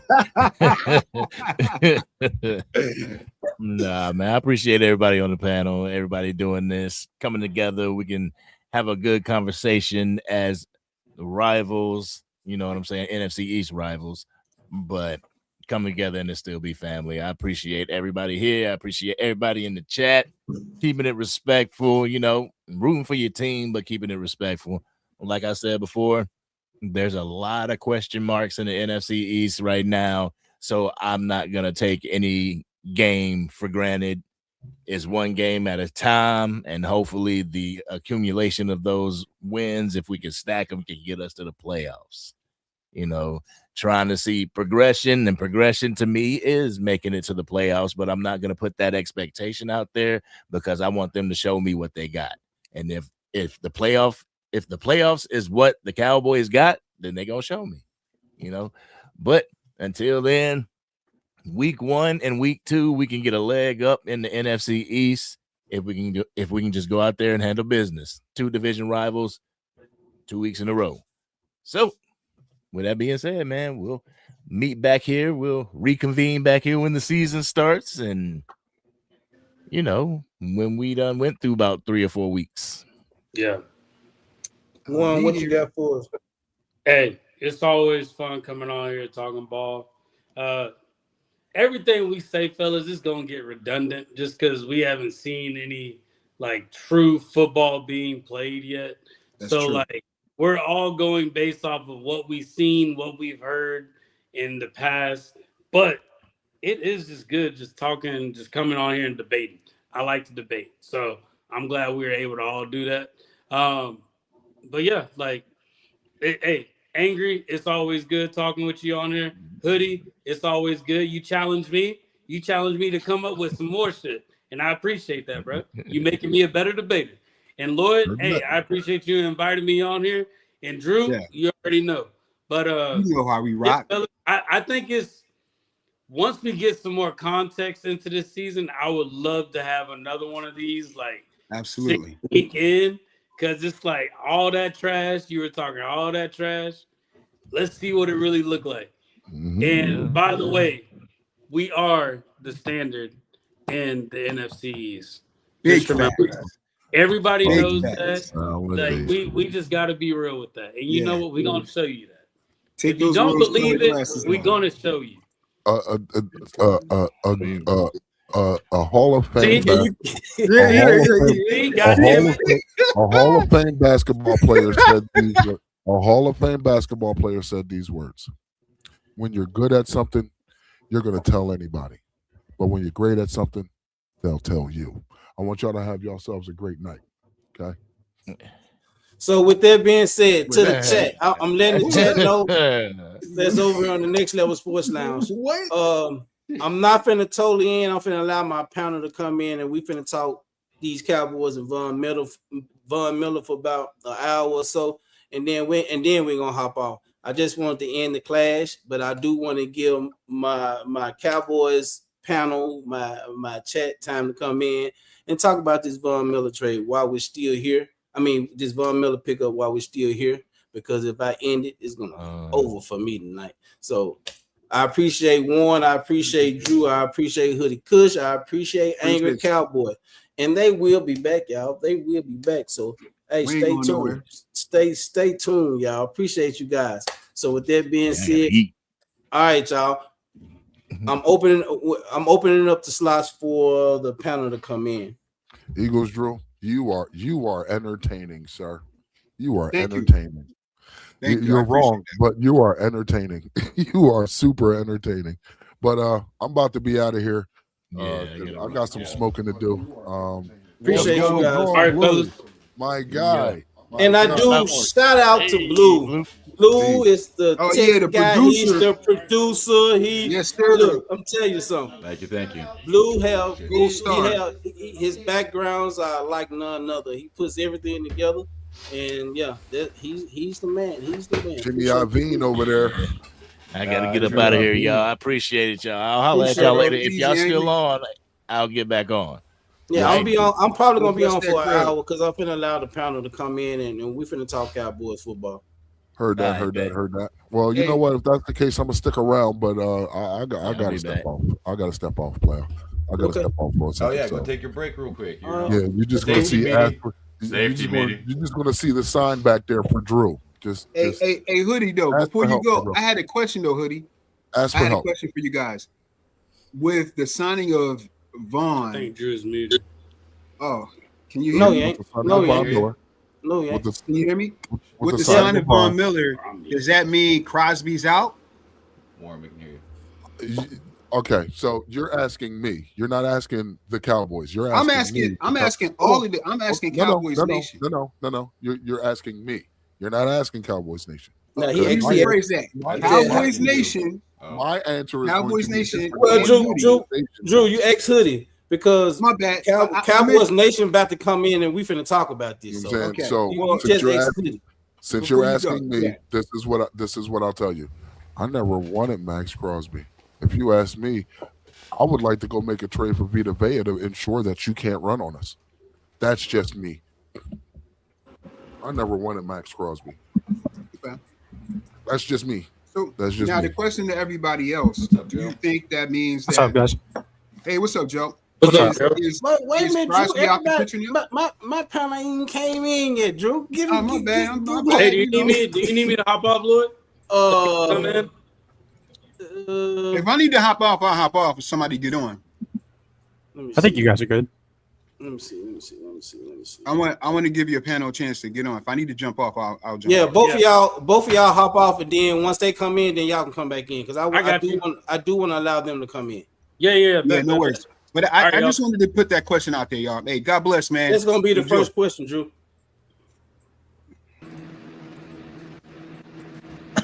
What's up, Momo? What's up, CZ? Yo. What up, everybody? We finna talk about this. Where's Randy? Where's Vinny? Yeah, where's Randy? Get Randy. Vinny, get in here.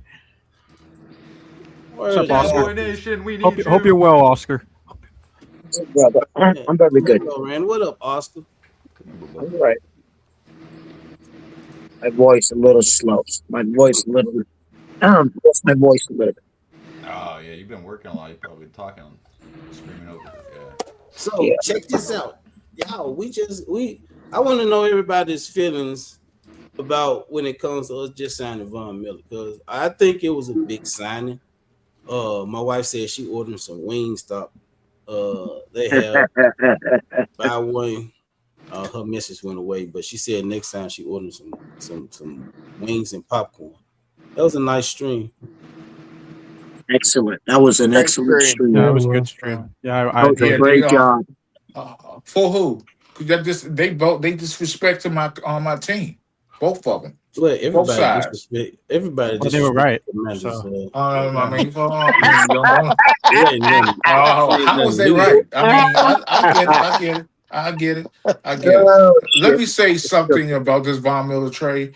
To me, you just replace somebody you lost. What? What are you talking about? What are you talking about? Clowney. Well, he's saying he just replaced Clowney. You replaced 9 sacks with 9 sacks. Malachi Lawrence is replacing Clowney.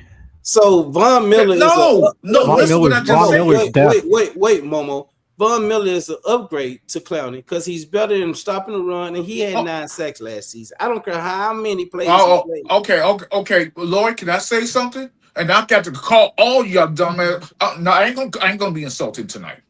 Y'all guys was the one who came at me when we got Von Miller. Y'all said, "Look at that from Shady Pines, that old ass man." Never came to you about Von Miller. I never came about Von Miller. So I don't want to hear this great signing when y'all was the one that said that he was on. Momo, we've been talking about maybe getting Von Miller for the longest. No, that's not the question. Y'all was the one who was saying last year that he was a horrible signing because he was old and washed. When y'all signed him, so no, Momo, it wasn't any of these guys. I didn't even know you. Yeah, it wasn't us. I might have been. It wasn't on this chat. Joe, you was the main one. No, I wasn't. I never said anything to you about Von Miller. I like Von Miller. He's a Texas dude. I didn't know you, Momo, when y'all signed. What the hell you mean you didn't know me? I knew you. I didn't know you when y'all signed Von Miller. Yeah. Yes, we did. No, I didn't. I ate dinner at your house. Yeah, it was probably Mark Holmes. Yeah. Lloyd, don't listen to him, Lloyd. Don't be trying to troll us. Come on, man. Hey, before we start with this Von Miller talk, I do want to shout out Angry, Hoody, Warren, and Drew. Yes, great job. Yes. And they will be back. I got some cooking right now as we speak for Saturday. That Rob A will be a part of. TP will be a part of. So I got some cooking for Saturday. Yeah, it was probably Mark Holmes. Your background. Somebody TP playing in the background. Bobo. Randy, I'm gonna start with you. Then I'm gonna go to Oscar. What are your thoughts of this Von Miller signing? How do you feel about it, and what do you think he's going to bring to the team? It ain't. People think it always has to do with how he plays. It's the leadership I'm looking at, and what he gonna bring as a vet in this room when it comes to this linebacker report. But Randy, what you got for us? Well, I think he brings to the team maybe on third down. He's going to get about 15 or 20 plays maybe a game if he's lucky. I think he's going to be teaching Malachi Lawrence and some of these younger guys how to pass rush. That's really one of the things that I think he brings to the team.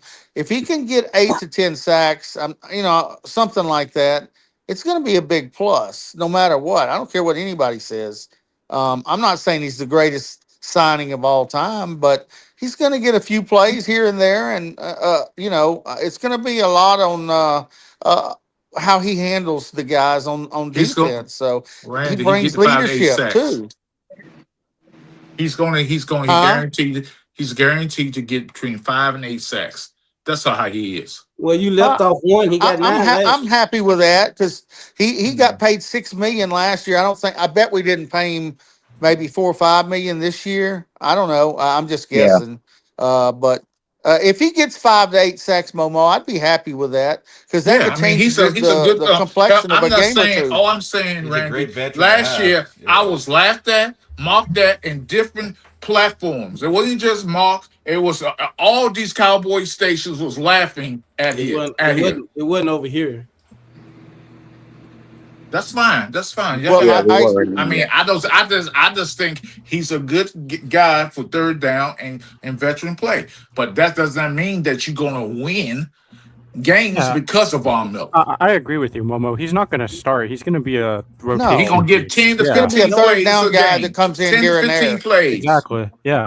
And nobody said that we're going to a Super Bowl. We finna win the NFC East. No, you got Cowboy fans talking about it already on social media already. That's them, Momo. We're talking about it here.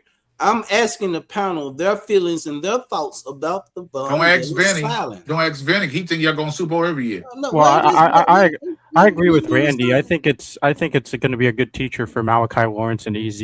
Yeah. I mean, Yeah, I agree. I think it's a good depth move. I really do. Yeah, I do too.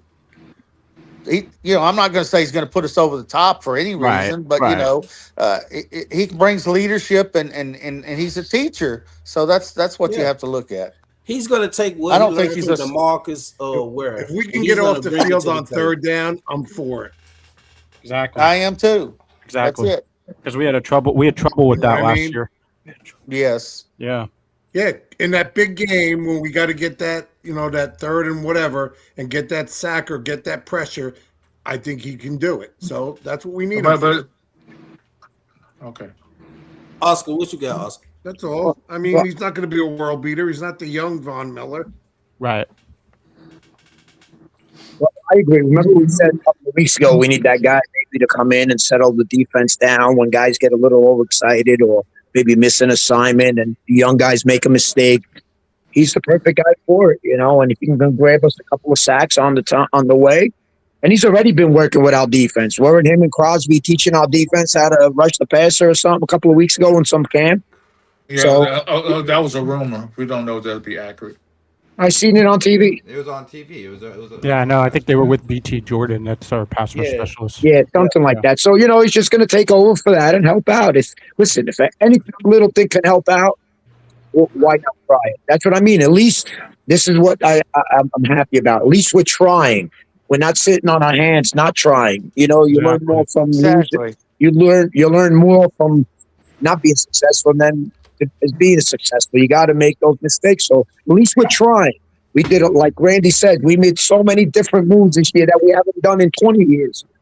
This is one of them, bringing somebody like him in to help. If he helps or not, we don't know that.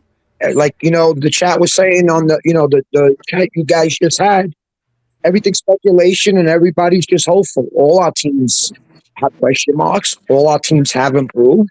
And we're trying to get better. So if we just keep trying, I mean, they can't knock the team for trying. And he's Lord Vaughn is killing in the comments. Yeah, Lord Vaughn. He disappears when his team loses. When his team loses, he disappears for 3 months. He said, no offense. He said your whole locker room gonna smell like icy hot. But Well, I mean, my question. Go ahead, Jess. My question is, okay, I was just teasing you guys about getting Von Miller. But obviously, he's probably going to end up being a good mentor for your future. But is that open the door for you guys to get somebody else, like maybe Brooks or possibly the cornerback from the Patriots that he doesn't want to be there no more? It doesn't. Who don't want to be at the Patriots? Jesse, I'm sorry. Christian Gonzalez. You don't want to be there?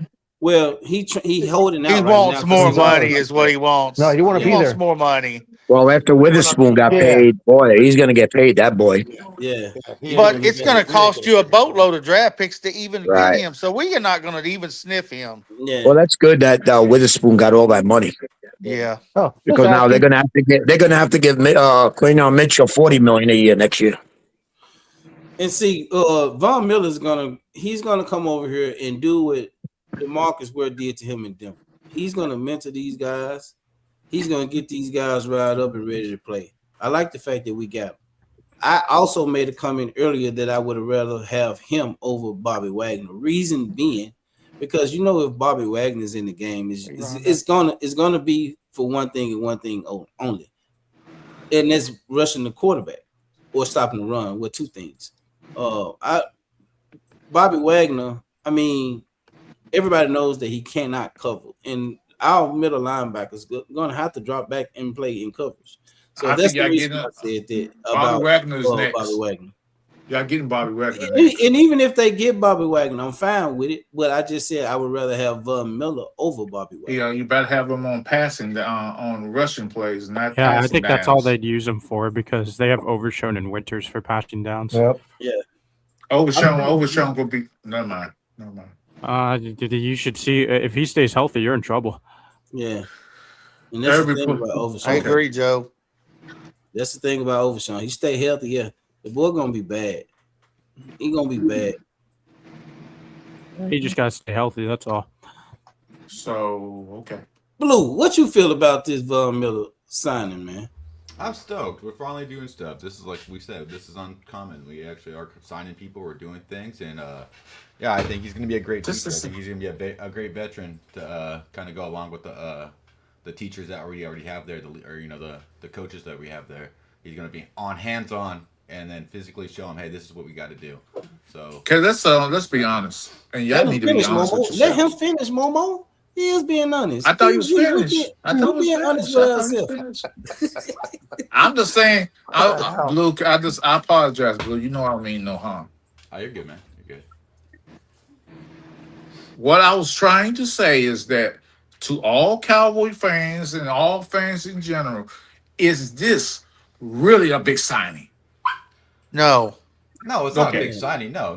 Okay, thank you. That's what I want to know. It's a depth. It's a depth piece. Is what it is. It's a nice signing. It's a nice. If I would grade this from 0 to 10, seriously, if I would grade this from 0 to 10, I would grade this more like a 4, because what the biggest thing he brings in is leadership. That's the biggest thing you want on the team. And he brings in that third down pass rusher that we kind of lack. But listen, he mostly brings leadership. That's the key. But that's what this defense kind of lacks in a way. So I'm not mad at it. No, I'm not disagreeing with it. I'm just saying I don't think it's an all be all sign. I think it's. I agree. But it's a 4. It's not. I want. He'll be a rotational piece. That's all. Wait. Game.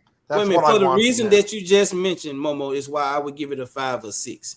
Because we spoke about culture changing. We spoke about leadership. This is what is happening in front of our eyes. Everything is changing. Everything is changing. The leaders that we have, you laughing right now, but the leaders that look at the activity. Lloyd's right. Yeah. Look at the activity this team's had compared to other years. We got multiple leaders on defense. We got Quentin Williams, we got Kenny Clark, and now we add Von Miller to that. Like we have leaders to lead this defense. Okay, here's a question. I'm just gonna ask you a question, Lord. This is just a ordinary question. I'm an average Joe out here. I'm just trying to do right by others. Right. Well, I just want to ask this: when you have too many chefs in the kitchen, sometimes it ain't a great thing.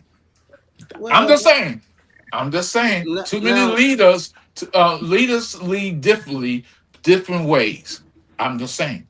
You can never have more than enough leaders. Yes, you can on a football team. You absolutely can. No, you can't. Eagles class. Not on a defense. Eagles class. You know this. You played football before. What Eagles clash on defense? Because Lloyd, come on now, stop. Yeah, now you see a lot of egos clash when it comes to offense, and it's mainly with the quarterback. No, I'm talking about egos. I mean leaderships. Look, some people leadership differently, and he might not like. Hey, no, that's not what I told him on that play, and this play. Come on, sometimes it's not a great thing. Momo, it's great for our team.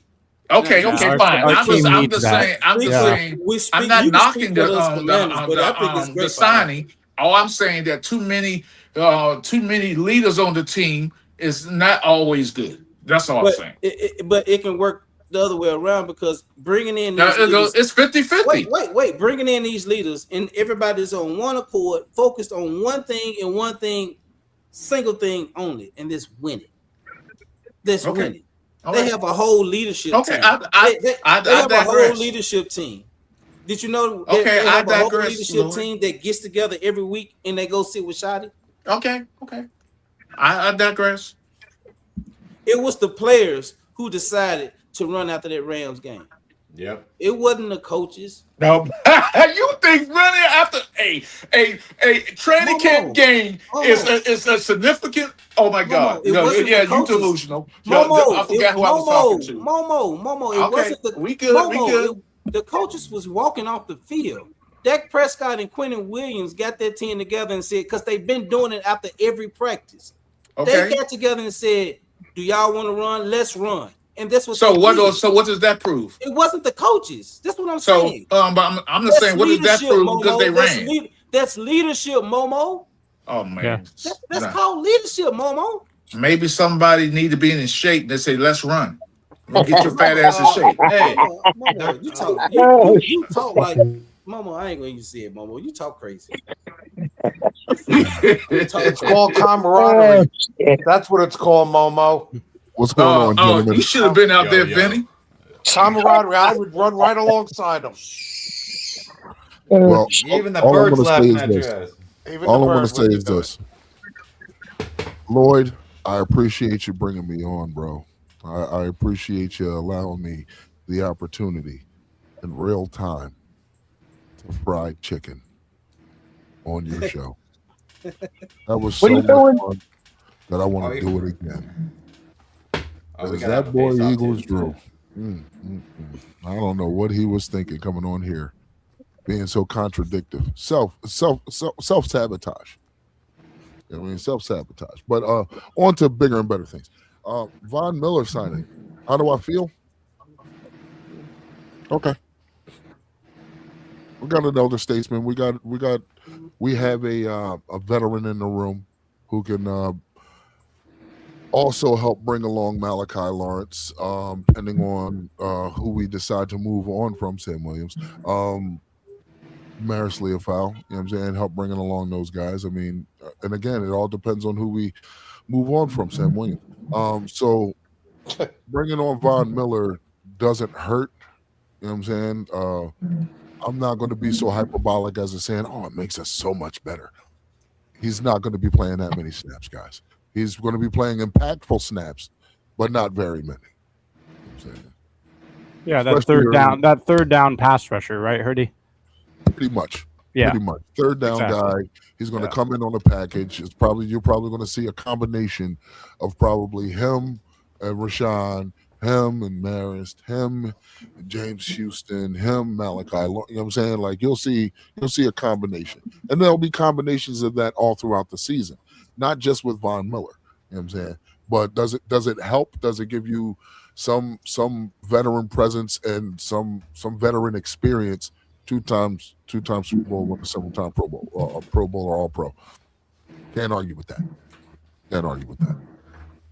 Yeah, he's going to be used as a chess piece, is what he's going to be used as.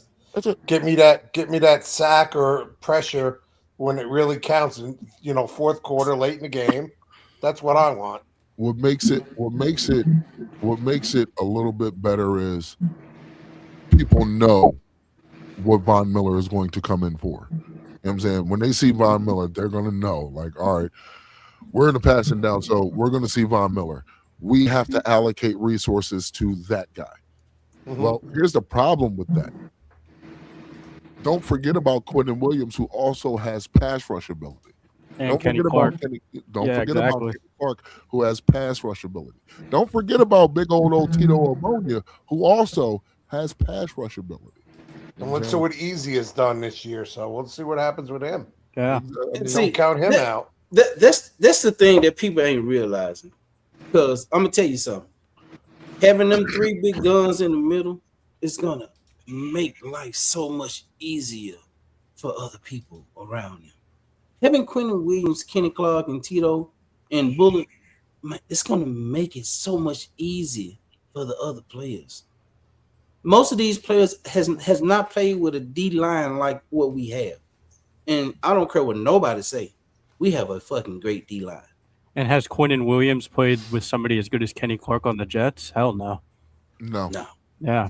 Never Hell had no. nobody that good beside him. Exactly. And Kenny Clark ain't never had nobody that good beside him. Exactly. So I don't care what nobody say. This defense finna be ready. Yeah. Y'all aren't mentioning one guy that I think is going to really be a star, and that's Barnham. I think he's going to, you put him on one side, you put Overshown on the other side, you put Winters in the middle. You're going to have pressure. This defense is based on who's going to be going to the quarterback. It's not necessarily going to be the edge rushers. He's going to have people coming off the middle through, all in all these gaps. People just don't understand. This is defense is predicated on blitzing from every direction of the field. That's why he Yes. wants players to play in different positions of the field. That's the big thing here. So our defensive our edge rushers may not be all the edge rushing. You can put Barnum on the inside. He may come and go straight to the quarterback. So I'm telling you, this defense is going to be better than it was last year. With the personnel that we have, the Barhams, the Overshones, who we know what we can get out of a healthy Overshone. D. Winter showing up. Dustin Barron, because you might just see him on the 53. But with the versatility that you have within your inside linebackers and your outside linebackers, you literally do not have to rush no more than 4. Exactly. You literally do not have to rush. And no you could more. still get pressure with your defensive tackles being this elite. Let me answer. You got to double Bruce. somebody, Let- and you let me better answer- double the right one. Let me answer Bruce Banner's question. He said, "Who's our zero tech?" Zero tech can be Quentin Williams, Kenny Clark, or Tito Obanya. Yeah. Probably It can Quinton. be either one of those three. Probably Quinton Williams. The thing about it, they can move everywhere on the line in the 3-4. Exactly. There's so much versatility within this defensive line. Yes, Otito Obonya, he would naturally if you're looking at the archetype of Otito Obonya, he's your nose tackle. Big, massive, 6'5", 330, 350. Run stopper. You know what I'm saying? He's a big, massive body. You would naturally believe that he would be your nose tackle. Well, what people don't realize about old Kenny Clark is that's how he made his bones in the NFL. He was a nose tackle. He was. Just saying. What people don't know about old Quentin Williams is he's not just a regular old DT. He could play the 0, the 5, the 4, the 3. You know what I'm saying? Like, he's a natural nose tackle if you look at his size. You know what I'm saying? But that just adds to the versatility on the defensive line to where you're gonna have to double team somebody. It better be the right one. Because for those who don't know, zero tech is the defensive tackle that's standing right above the center. Yeah, right over the center. Yes. You do not want to see Kenny Clark over your center. No. You do not want to see Quentin Williams over you. You don't even want to see the Otito. Not even Bullard. I don't think you want to see any of those guys just standing over your center. And that's what I'm trying to tell Bruce. Now he's saying who's going to be the 5 tech. Either one of them guys can be the 5 tech. Yeah, either Kenny or Quinton. Yeah. LT Either Overton. one of them. LT Overton. Yep. Any one of them on the defensive line actually can be. Jonathan Bullock can be. Yeah. 5 tech. That's the thing. You don't know Hold on how to we're Sam going to line Williams. up. Sam Williams. Yeah, you don't know how we're going to line up. Yeah, they can interchange with everything. And to what Randy was saying, I think Jay Sean Barham going to end up being a starter. Yeah, from 1 to 5 tech, Winters? they can all do it. I don't know. I think he's going to be a starter. I don't know over Winters. I don't know if an injury is going to occur, but I think he's going to be a starter. I don't know. With the groin injury on Barham, you're being limited in what you're seeing from him. But what gives you such optimism is what you have seen from him.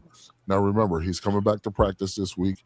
Probably in a limited capacity, maybe the first 2 days. But once he gets back to practice, and we go into that, don't we have a joint practice this week? I think we got the Saints. This yeah, week, Tuesday with the Saints. Yeah, Tuesday. I hope it's in Oxnard. It is. I think it is. Yeah, Kellen Moore's coming. We're gonna see that live. Then we'll be able to see that live. All I'm going to say is, if Jay Sean Barham is cleared and he plays, get your popcorn ready. I don't want him. And if they have that combination of Justin Barron and Jay Sean Barham, get your popcorn ready. I don't want him to play. I just want to see him. I want to see him in the next preseason game. I want to give him a little bit more time. Give him a little bit more time with that growing and just play him in the preseason game. I'm with you, Lloyd. I had a question for some of you guys. Just to go to the offensive side, what do you guys think of Michael Trigg taking the tight end 3 from Luke Schoonmaker? Bruh, it's about fucking time. I think Trigg's got to. I think Trigg's got to make the team. Yeah, I really do. I don't want any guys on this team that's on there because we drafted them. Facts. I want them to earn their spots. And Schoonmaker's got to go. He ain't done shit in 3 years. He's Facts. worn out his welcome. That's for He sure. was a Yes. he was a day 3 pick, Randy. I don't know why they No, picked he him was in the second we round. picked him in the second round, but Yeah, we you're picked him, right. yeah. We Yeah. picked him at the end of the Big second super. round. Right. He got to was a day go. 3 pick. He got to Yeah, go. it was Yeah. Kevin Carson's got to go. Them two I know. Yeah. Yes. Yeah. Yeah. Yep. I Michael agree. Trick, And bruh. Sam Williams might be gone now that we signed Yeah. Von Miller. Honestly. Bruh. Yeah. Bruh. Coming and talking about Michael Trick, bruh. Let me say this clear so everyone can hear me. We're talking about Mr. Michael Trick. This will be the second UDFA to push this dude down the roster. Last year was Brevin Spanford. Good point. You should have felt That's something. true. You should have felt some type of way with that and went Right. harder, and you Right. didn't. Now you got another UDFA who your coach actually co-signed. Your coach, Lunda Wells. You're a tight end, right? Well, guess what? Your coach co-signed him. Another UDFA. Right. This dude is not only going to take the tight end 3 spot. He's probably. We might not have much longer with Mr. Bruce, Curtis. wait a minute. I've always Wait a said that, Hoodie, and Yeah, I like it. agree with Yeah, you, I Hoodie. agree with you. Wait. Let me respond to Bruce. Bruce, what you talking about? I was just answering your questions. I called your name because you asked the question. If you don't want me to call your name, then don't ask the question. We've been tripping in the chat all night. So when you ask a question, I said your name because you asked the question. So I'm answering your question, saying your name. So what you talking about? All hurt and all that. What are you saying? I'm trying to make my pussy hurt. She upstairs sleeping. Please be direct with me, because I don't come off to nobody disrespectful. You asked the question, and I answered your question. Oscar didn't ask the question. Stephen White didn't ask the question.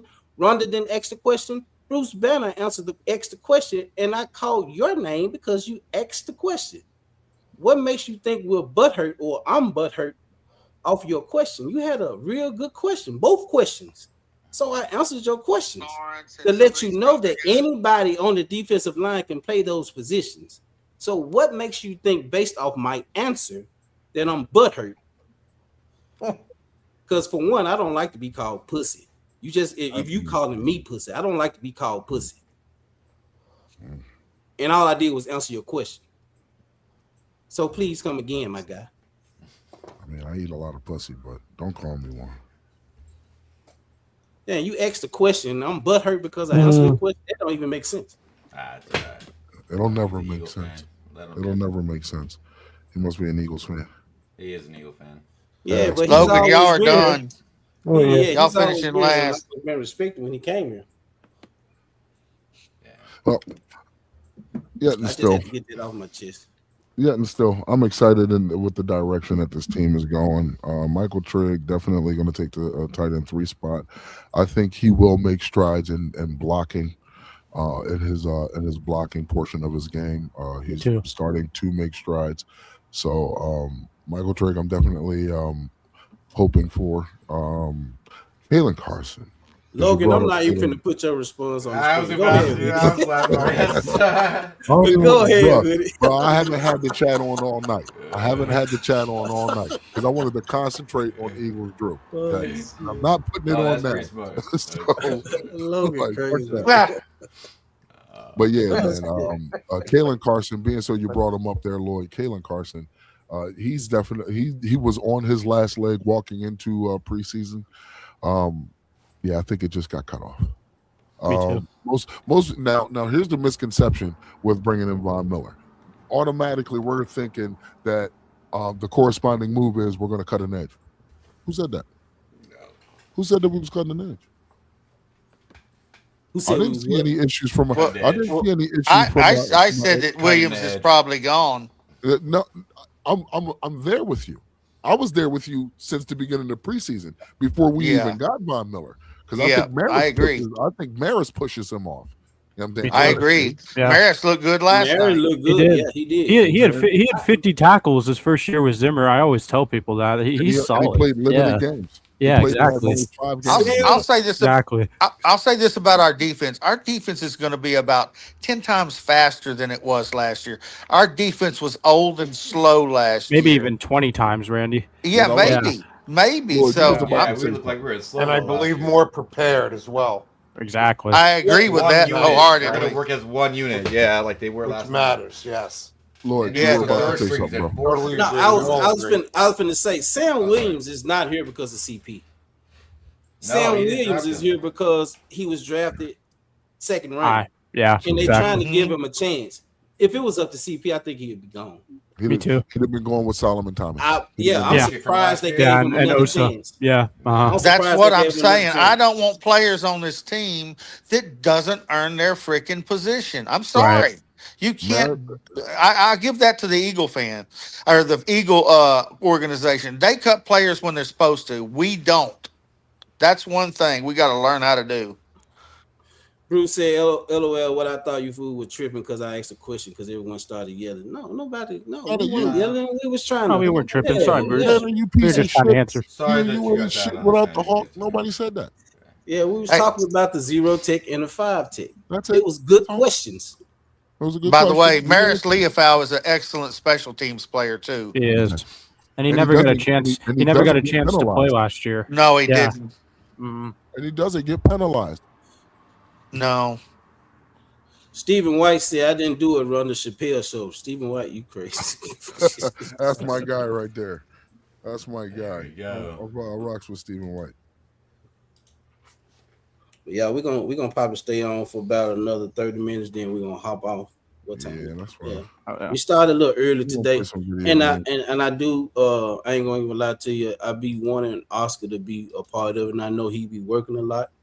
He's I'm missed not a few Oscar shows. too, Yeah, he missed a few shows, and I know he be working a lot. So I do be wanting to give him his time on the panel when we go live, and and give us his insight on what he's feeling about the Cowboys and stuff. Because he, like everybody else that's here, we enjoy each other's company when we're here live and talking football. So I never want neither one of my brothers that's here on this panel to miss out. So yeah, and we gonna us on the panel. We're gonna do something. I got something in the works for the panel and everything. We got a lot going on. There's a lot of things that I'm trying to implement into the live streams to where we getting good content out to the audience, to everybody who's a part of the channel, who comes to view, watch, subscribe, members. There's a lot of things that we're working on. Yeah, I'll just be patient, trying to get more and better content for you guys. And like I said earlier, y'all, I be biting my tongue doing these little clashes and face-offs.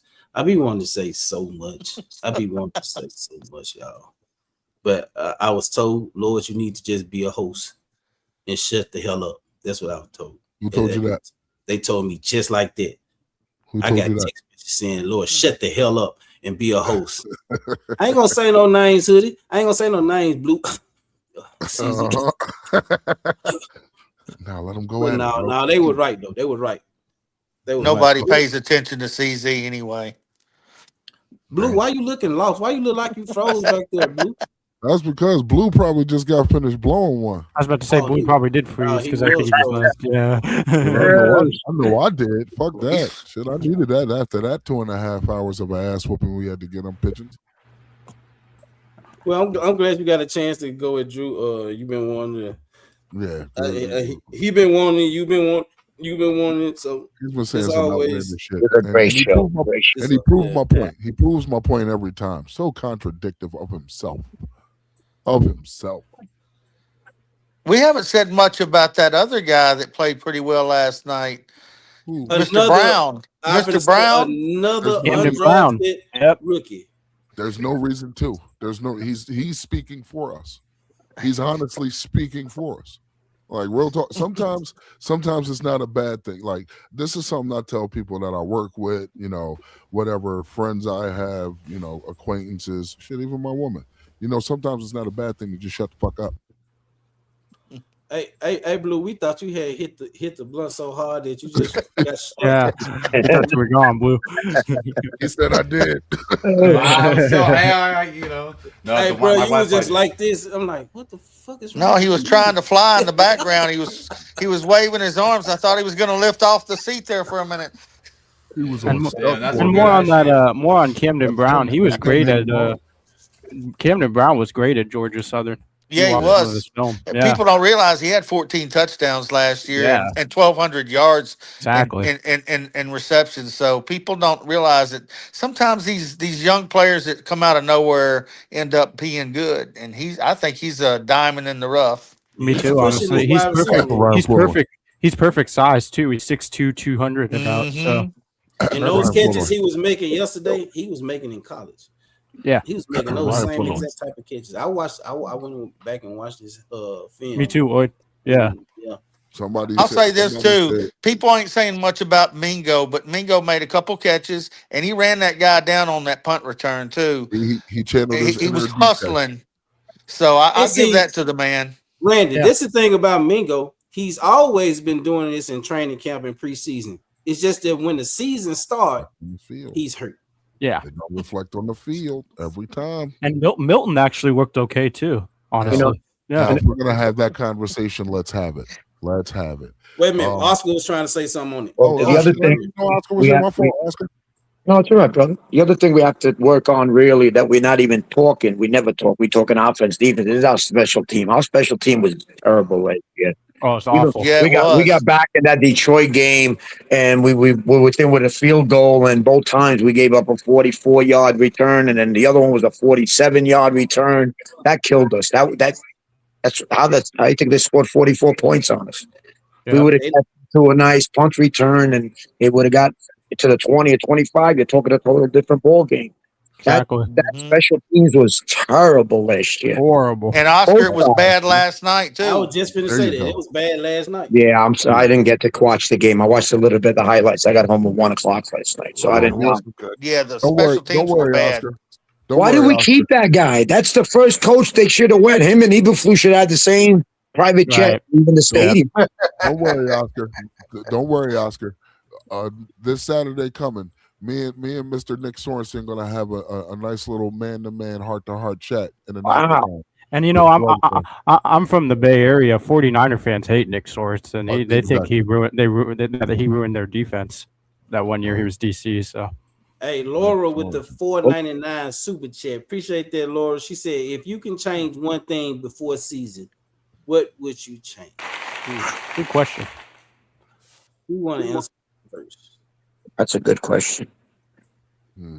I would go out and get a tackle to replace Steele.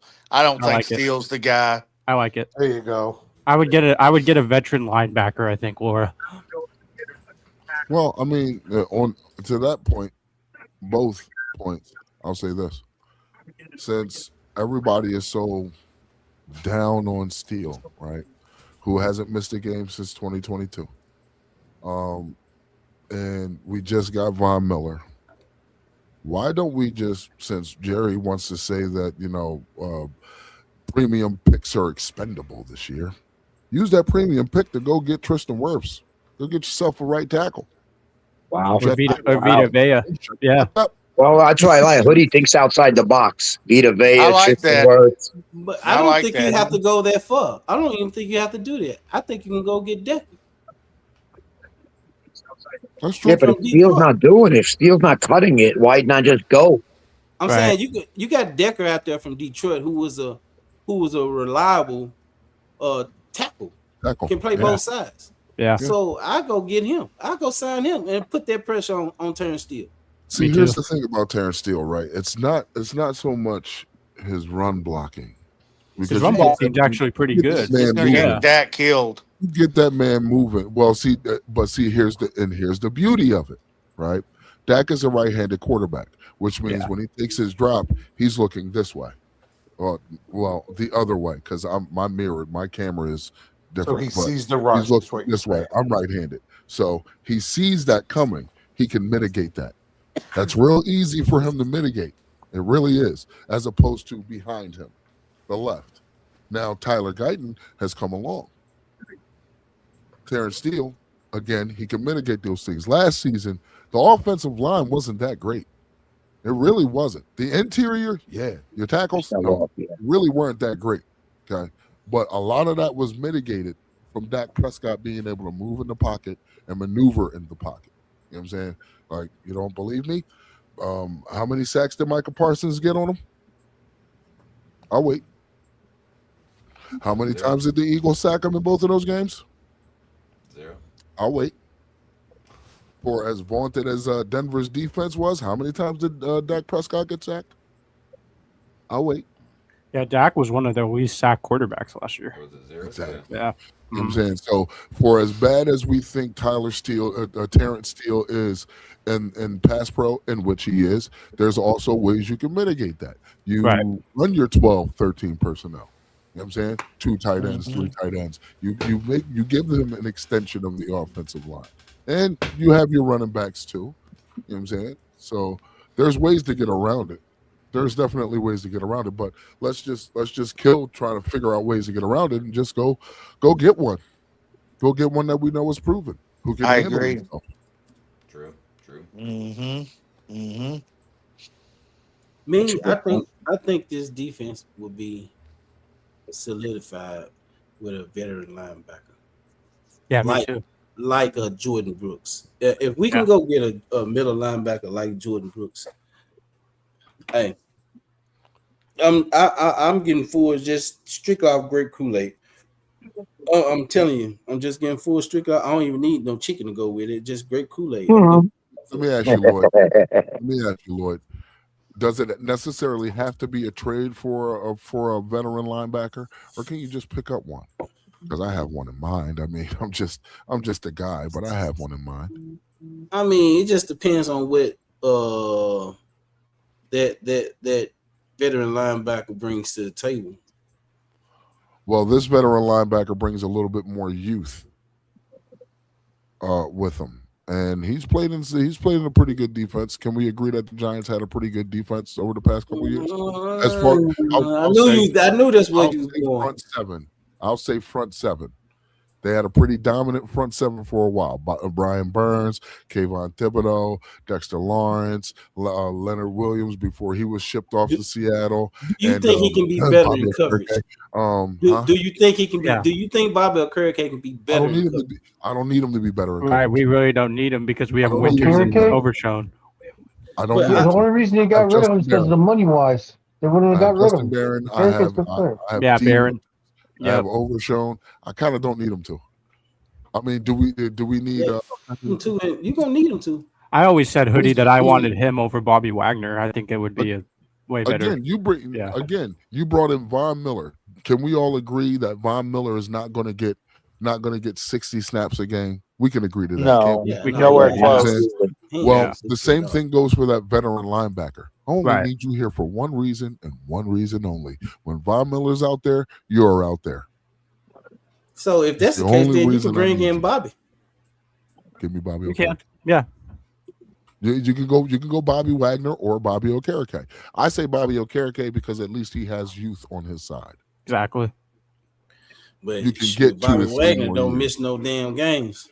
True, but still lead his team in tackles. Yeah, or tackles. Yeah, I dig it. But you did ask a question about coverage, and Bobby Wagner ain't getting out no damn coverage. That's why I said it's a tiffy tat thing. You know what I'm saying? So if I was Jerry or the GM or Will McClay, I would definitely be like, hey, don't you think Bobby Okereke would fit so well in this scheme? Just as an inside blitz guy when you really don't want to blitz, but you just go ahead and do it anyway.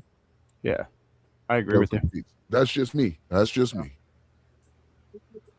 mean, shit, you done already got Von Miller, who's the elder statesman. You know what I'm saying? What is he, 38, 39, almost 40? You know what I'm saying? Like, two-time Super Bowl champ. Can't deny that. 9-sack guy last year. Can't deny that. And all he is a professional pass rusher. Cool. Give me a professional inside linebacker.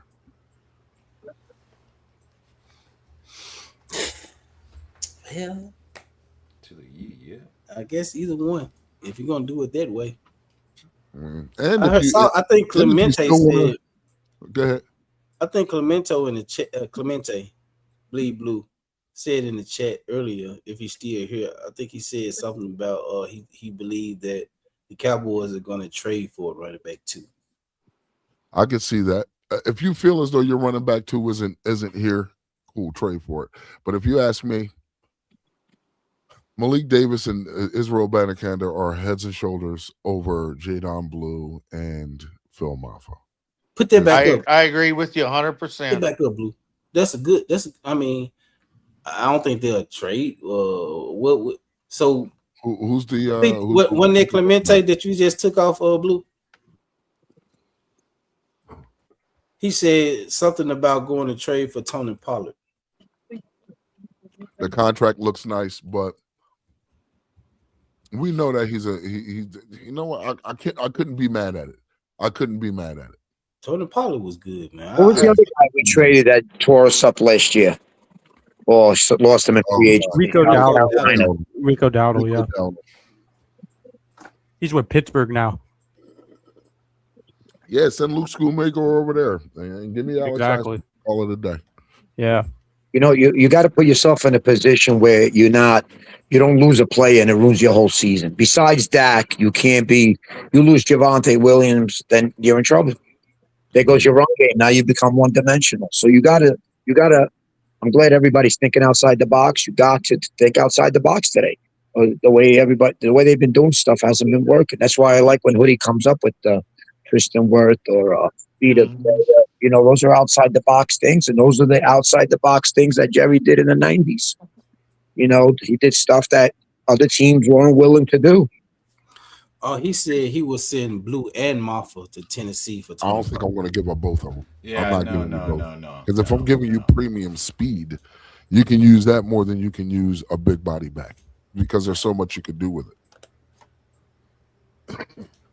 I wouldn't do it. Now, what's the problem with Blue again? Is he fumbling or what's his problem? Well, he hasn't fumbled once, I don't think yet. No, but the better running back from last night was Malik Davis. Yeah, again. He had a couple of nice runs last year, didn't he? Yeah, he did. End of the season. Malik Davis runs way harder than Blue. Yeah, he was the better running back in the preseason game last night. Malik Davis and Jaden. All right, so what do you think's holding him back? Because like I said, I think he's outthinking himself. I think he's doing too much thinking. Yeah, that's a little bit of it too. Well, last night, what I can say, it's kind of unfair to put that on Blue and Mappa, honestly. Last night they were the starters. They started the game. So how I look at it is first game back from for like 7 months. You ain't played football in a minute. The last time somebody got touched up was in a joint practice last week. Now you're playing another team in their stadium in front of 58,000 people. There's pregame jitters. Okay. And this is why I give Sam Howell so much credit. But yeah, so everybody's here at the start of the game. So that means your running lanes aren't crisp. Your offensive line isn't crisp because Sam Howell got pressured a lot. There was nothing really crisp about the offense. You know what I'm saying? Routes weren't crisp. But as the game went along, it settled down. And unfortunately for Jadon Blue, his best play was the screenplay. He had 8 carries for 19 yards. Unfortunately, that's not on him. That's on the offensive line. Pre-game jitters. Everybody, and you're playing with second, third, and fourth stringers. You know what I'm saying? But as the game went along and everything settled down, you saw blocking assignments being more crisp. You've seen routes being ran more clean. You've seen your running backs getting better looks coming out of the backfield. You know what I'm saying? Joe Milton, for as stellar of a night as he had, believe it or not, Sam Howell had just as much of a stellar night. You know what I'm saying? Yep, and you got to give him just a wee bit more credit because nothing was running crisp at the time, and he was still making it happen. So it's not so much what isn't Blue doing, it's when he's playing. Sometimes it's not what you do, it's when you do it. You know what I'm saying? Mm-hmm. Well, go ahead, Ren. I'll say this about Malik Davis. When he runs the ball, it's almost like he's got a different gear than anybody on the field. He gets the ball, and all of a sudden, he's in the secondary before you blink. I haven't seen Blue do that before. You can't keep waiting on Blue to develop. And if you let Davis go this year, he may not make it back to this team. I agree with that. I'll say I agree, I'll Randy. say this Yeah. and I'll let somebody else get in because I've been speaking a lot. This week, I think you're going to see a switch. I think the guys that you saw coming in the second half will be playing in the first half, I and agree. then when that game starts and there's pregame jitters and nothing's running crisp, let's see how that crop that played in the second half when everything was settled down. Let's see how they start the game. Now, if they start the game better than what the first unit started the game yesterday, and maybe Blues just got a problem. And yeah, not to mention the Banacona. He did come in. He played Yes, he good did. too. Yeah, he had 3 rushes for 39 yards last No, night. seven Yeah, carries he for was killing 30 it, for 36. For 36. And Oh, was it Malik 7 for 36? Yeah, and Malik had 7 for 39. Oh, okay, it was okay. It was literally an even split with those guys, an even split. Mm-hmm. I'll say this much: you give Trigg a little bit more time to learn the system. I don't think you got. There ain't a defensive back that can stop him. I'm telling you, Exactly. Look the at the hands guy's on got him. freaking talent out the Yeah. ass. He's got hands and speed, Randy, and that's Hands what and our tight speed, end and can that's a use. killer Yep. for a tight end. Exactly. That's what our tight end room needs. Because, Span Ford's a great blocker. He could teach Trigg some things. Mm-hmm. I'm telling you, that's the only knock on Trigger. If he get this Yeah. blocking down, Put Trigg in the red zone. Let him go in the Man. red zone, and let him go. He's gonna do some good things. Yeah, he is.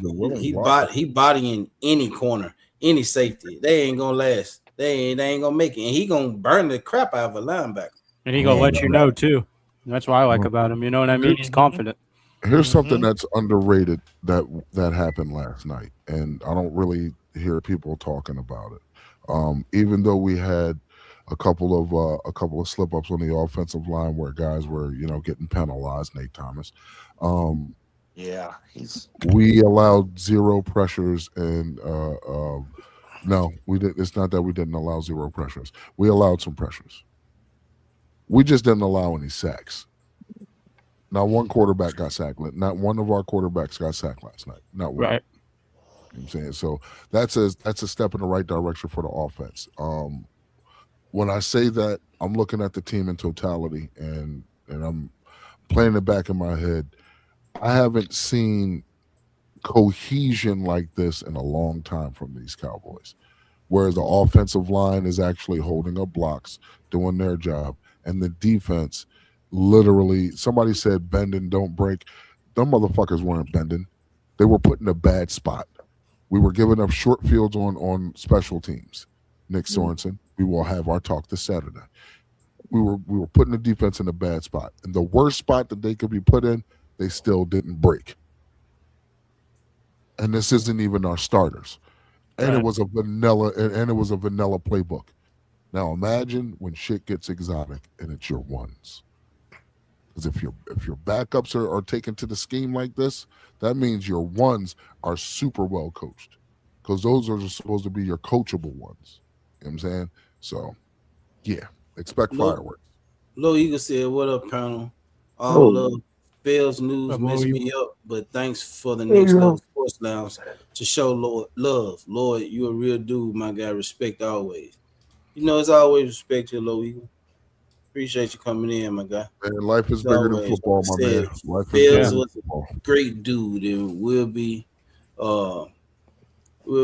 had to, show him love and remembrance of Fells. He was a good dude. He's been on this channel quite a few times. He was always in the chat if he wasn't on supporting. So like Hoodie said, it's other things before football that you have to recognize when it comes to things like that. Football, we love football, but yeah, it's not Life is first. bigger than football, bro. With that being said, y'all, we're finna go with these last words because I am hungry. And I have to give my daughter. She sleeps with me. She has her best sleep when she sleeps with me, so she sleeps with me. With that being said, let's go with the final words. Hey, another shout out to Blue, man. Y'all don't know Blue be over there working his ass off. He be getting shit together. Stoned. Thank you. And yeah. Hell, And we I'm are still working, bro. live. For those who don't know, we are with the last 2 live streams. We've been streaming from Blues Channel. So Blues Channel is up and running with live streams, y'all. So we got that going now. So like I said, shout out to Blue for what he's been doing for the channel and what he brings to the table when it comes to the Next Level Sports Lounge. Yeah, he's good at what he does. He be over there doing his thing. With that being said, Blue, what's your final thoughts for tonight? Oh man, it was a great show, you guys. Thank you. Like always, that face-off was, it was great. It was a it was a nice little debate back and forth. I liked, we got to do the face-off too. That you got to definitely do that. Redemption time. But I do want to shout out or do some. We are going to do the fantasy football show on Wednesdays. So we want to, if anyone wants to join, just hit up Lloyd on his email. We need a couple more people in there to join. It is a buy-in a little bit, but we don't know the prices yet, but we'll let everybody know before the season starts. And the draft will be August or the 30th of this month. Yeah, 30th. Yeah. I don't know where you guys are at, so I don't know. I'm not gonna say the time. I'll when you guys sign up, hoodie's already in there. We got some people up in there. Let's go. But it was a good show. Thank you for the shout out, Lloyd. I love what I do on here. I enjoy it. It's great. He's very passionate, y'all. I'm talking about he would look, shit would piss him off, and he would not let it beat him. He would keep doing it until he gets done, man. He's very passionate about what he does, and that's a great attribute to have. So, yeah. Go ahead, finish. I got a great host, man. I got a great guy. Great team on here. We all do it up on here. It's not just me. We got CZ, we got Vinny, we got just take Oscar, the credit, Blue. Take the credit. Stop. All right, thank you. I appreciate it. But keep on bringing up slide, not slide. But no, let's go Cowboys. Good signing. I'm not gonna say great, but it was a good signing for a veteran move. Learning, teaching. But let's go. Hoodie, what you got for us, Hoodie? Man, it was fun frying chicken on here. Good coming in talking to the boys afterwards. I'm excited. I'm waiting to see what happens on practice tomorrow. I want to see what the corresponding move is going to be, or who's going to be saying bye-bye. Might even be Luke Schoonmakers. Who knows? But, with that being said, man, it's your boy Hoodie with Kush and the Cowboy Smoke Hour, man. I want everybody to have a pleasant evening. And if anybody is going through something in your lives, please do not hesitate. Call someone that you trust and just ask for help. Lord, you can say, I just want to say this, Lord, is you want to say, but you never know when you're going to hear another person's voice or see their precise. So love, say what's up. So respect, show love, and Lord, you already. Oh man, appreciate that, Low Eagle. Vinny, what you got for us, Vinny? Yeah, I just want to say that Blue made a short of you and he doing a Von Miller signing. Did you see it? Did anybody see that yet? No, yeah, I thought you were going to say the one about Momo. That was hilarious. Yeah, that's nuts too. Hey, Vinny, I'm finna let you finish, but he made this short while and he was backstage doing a whole face-off Eagles versus Cowboys, and he did that while he was backstage. I want you to make me a short, bro. Yeah, because the signing was right then, so he had to do that on the fly. That's why I wanted to say props to him because that was excellent. He did it so quick and so professional. It was a good job. But I was waiting to see you on that one too, on that Momo joint. Yeah, Momo's a nut. Anyway, great panel and all, and chat is always great. Just thank everybody for tonight and go Cowboys. That's it. Have a good one. Sir. Joe, what you got for us, Joe? Just what everybody said. Thank you for having me on Talk Ball. I can't wait to watch this team play, man. This defense is going to be a lot better than last year. That's all I know. So I can't wait till the actual game starts and go Cowboys. Hey, y'all, and Joe got his channel that he's starting. So y'all go subscribe to Joe. the pro sports. He got his thing going over there. Yeah, when he get it going, we're gonna be over there supporting him too. So y'all make sure y'all go subscribe to Joe's channel, man. He gonna have good content over there. So yeah, we all need to be a part of his growth, just like everybody was a part of the Next Level Sports Lounge growth. So let's go support him and also support Hoodie over there with his channel. Great content he has going over there. Whether it's him doing it by himself or having his guests or him and Angry doing it, he got great content going on over there. But he can get some And for him to work all the way up until 9 or 10 and then get off and then go do a live stream and then or do a live stream before you go to work, hey, that's dedication right there, man. So let's go. This shit's addicting, bro. There, man. Yeah, this shit is addicting. Like, I start going through shakes. And shout out to Momo's Ranch too, man. Y'all go support Momo's Ranch. His channel is growing. He's growing with subscribers and everything. So shout out to Momo and what he got going on. He'll be at 500 soon than what we think, y'all. So yeah, let's go subscribe up to Momo. Check Momo out. Yvonne, Jesse, what you got for us? It was a great debate, guys. I was laughing my ass off. You guys going at it there.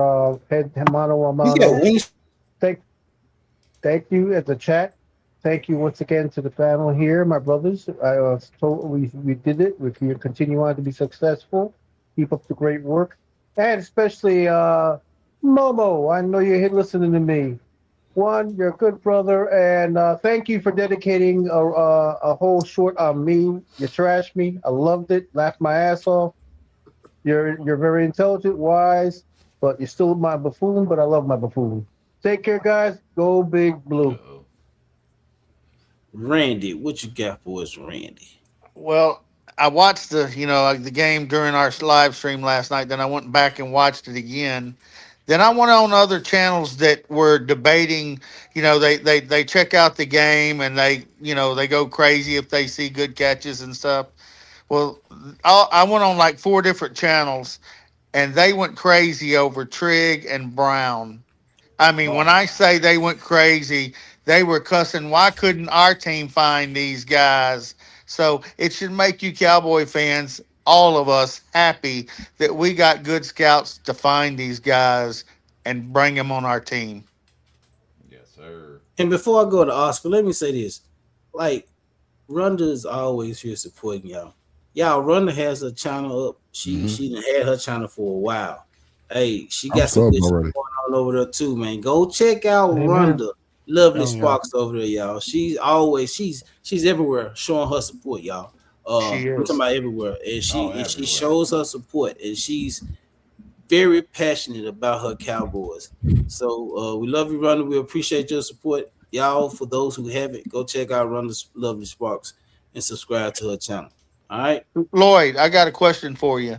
Are you doing a live stream tomorrow night or Tuesday after the scrimmage? I know I'm doing it Tuesday. I don't know about tomorrow just yet. Okay. I'll let you guys know early. Yeah, I'll let you guys know early. All right. If we do one tomorrow, but I know we're doing it Tuesday. No we have to do it Tuesday. Yeah. I'm not missing that. I'm not missing that. And that's going to be for the panel. So everybody, make sure y'all here for those who can make it. I know Oscar might not be able to make it, but we must definitely Tomorrow? Tuesday for the joint practice against. What time is that? It's probably going to be around 11:74. about 11. That's all right. I'll try my best. Okay. I could set a fire at work or something. Probably 3. Emergency. Hey, y'all, my wife just went to the door and got some wings. She ordered some wings stuff for real. I'm about to go, and she ain't even asked me that I want anything. What kind of shit is that? Yeah, man, she got dibs, man. No. Go ahead, Oscar. Give us your final thoughts, man. Yeah, it was a great show. It's everybody thinks it's always about the panel. It's not. Everybody's included. The chat is just as much as the family as we are, and it's always nice to come in and have Hoodie and Angry and Drew, Warren do their thing, and whoever it happens to be as a guest next week, Rob A, whoever happens to be, because it's not just us, it's everybody. And that's where we got to stop, with the back and forth and remember where this all started. The people that did start it and the advice that we all got and everybody that helped us, other channels. And we all, like you said, Rhonda, B Dunk, Momo's channel, Drew's channel, Warren. We were all family. And we got to continue to grow that. We all know life is short. We got a little taste of that this weekend. And like Low Eagle says, it hits everybody different. And I don't know if anybody knows, but it hit me a little different because me and Feltz did get close over the last 2 months. Nobody knows about that, but me and Feltz, and he asked me to keep that private.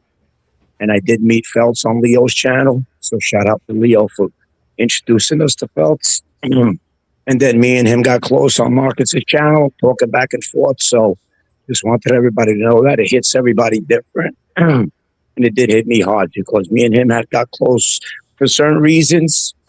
Not to bring out that it's not important at this point. That's between me and him. He asked me to keep it between us. And I am going to do that to respect him, but it does hit everybody different. And it hit me very different. So just want to say, love the man. And just going to say, I love the man. That's all I'm going to say. Got it. Good night, everybody. Good night, Oscar. All right, Oscar. Great stuff. Great work, Oscar. Good job. Yeah. We don't nobody know when the last day is going to be here, so we shouldn't take what we have for granted. What we hear, what we've been blessed with, because it's a blessing to be here. Phils was a good guy. We can't say it enough. He was a good guy. Good guy. Yeah, I didn't know him like some did, but I knew enough of him to know that he was a good guy. Supporting, showed the support, and stood on what he believed when it came to football.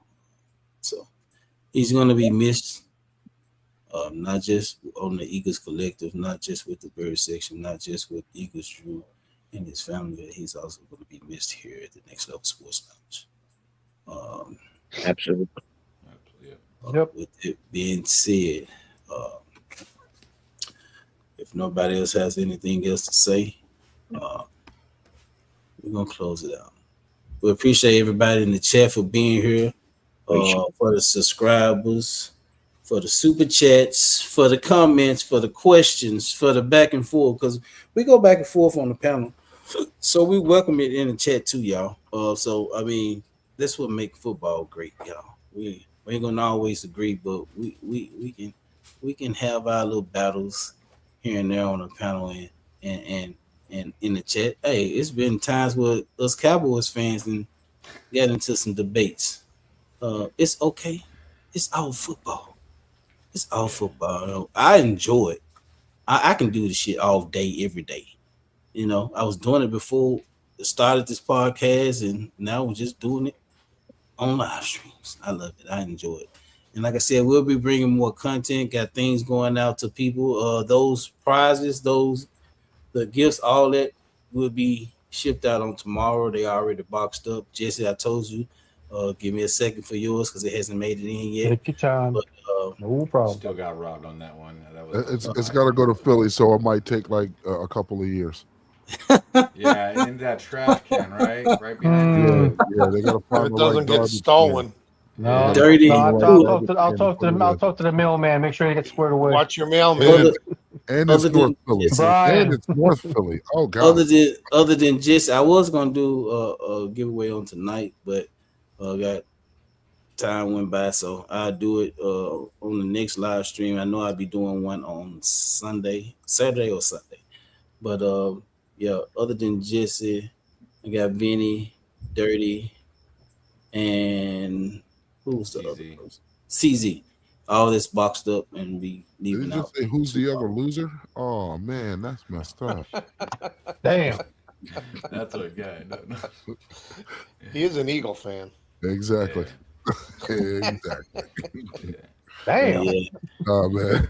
That being said, y'all, hey, we've been streaming we streamed from Blues Channel, Next Level Sports Lounge. We was on Twitch, Rumble. Well, we didn't do Rumble tonight. We didn't do Rumble. No, we didn't do We Rumble. did do I got Twitch. you on YouTube. I got you on X. Like, Yeah, that's what Hoodie. right. Hoodie was on here. Warren, Drew, and who else was the other person? Angry Cowboy.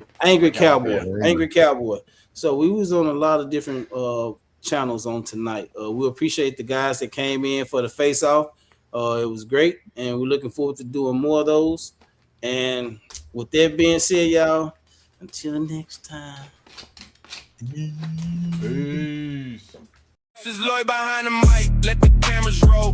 The Next Level Sports Lounge, yeah, you know the name and the goal.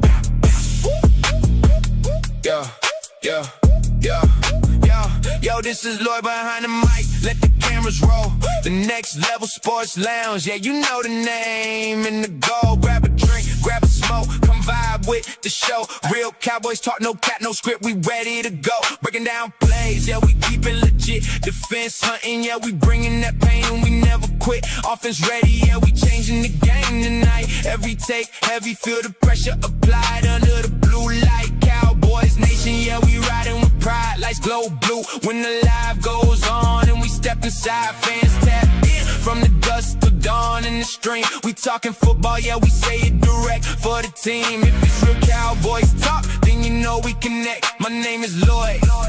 We demanding our respect. Grab a drink, grab a smoke, come enjoy the ride. Blue and silver energy, feel the vibe tonight. Every breakdown hit, every headline loud. The Next Level Sports Lounge, yeah, we rocking the crowd. Panel going crazy when the big plays hit on the screen. Everybody locked in when the topics get thick in the scene. Win or lose, yeah, we keep it all facts on the track. Cowboys talk live and we never ever hold back. Yeah, Lloyd is in the zone, we built for this game. From the draft talk hype to the primetime shows, we claim everybody tuned in.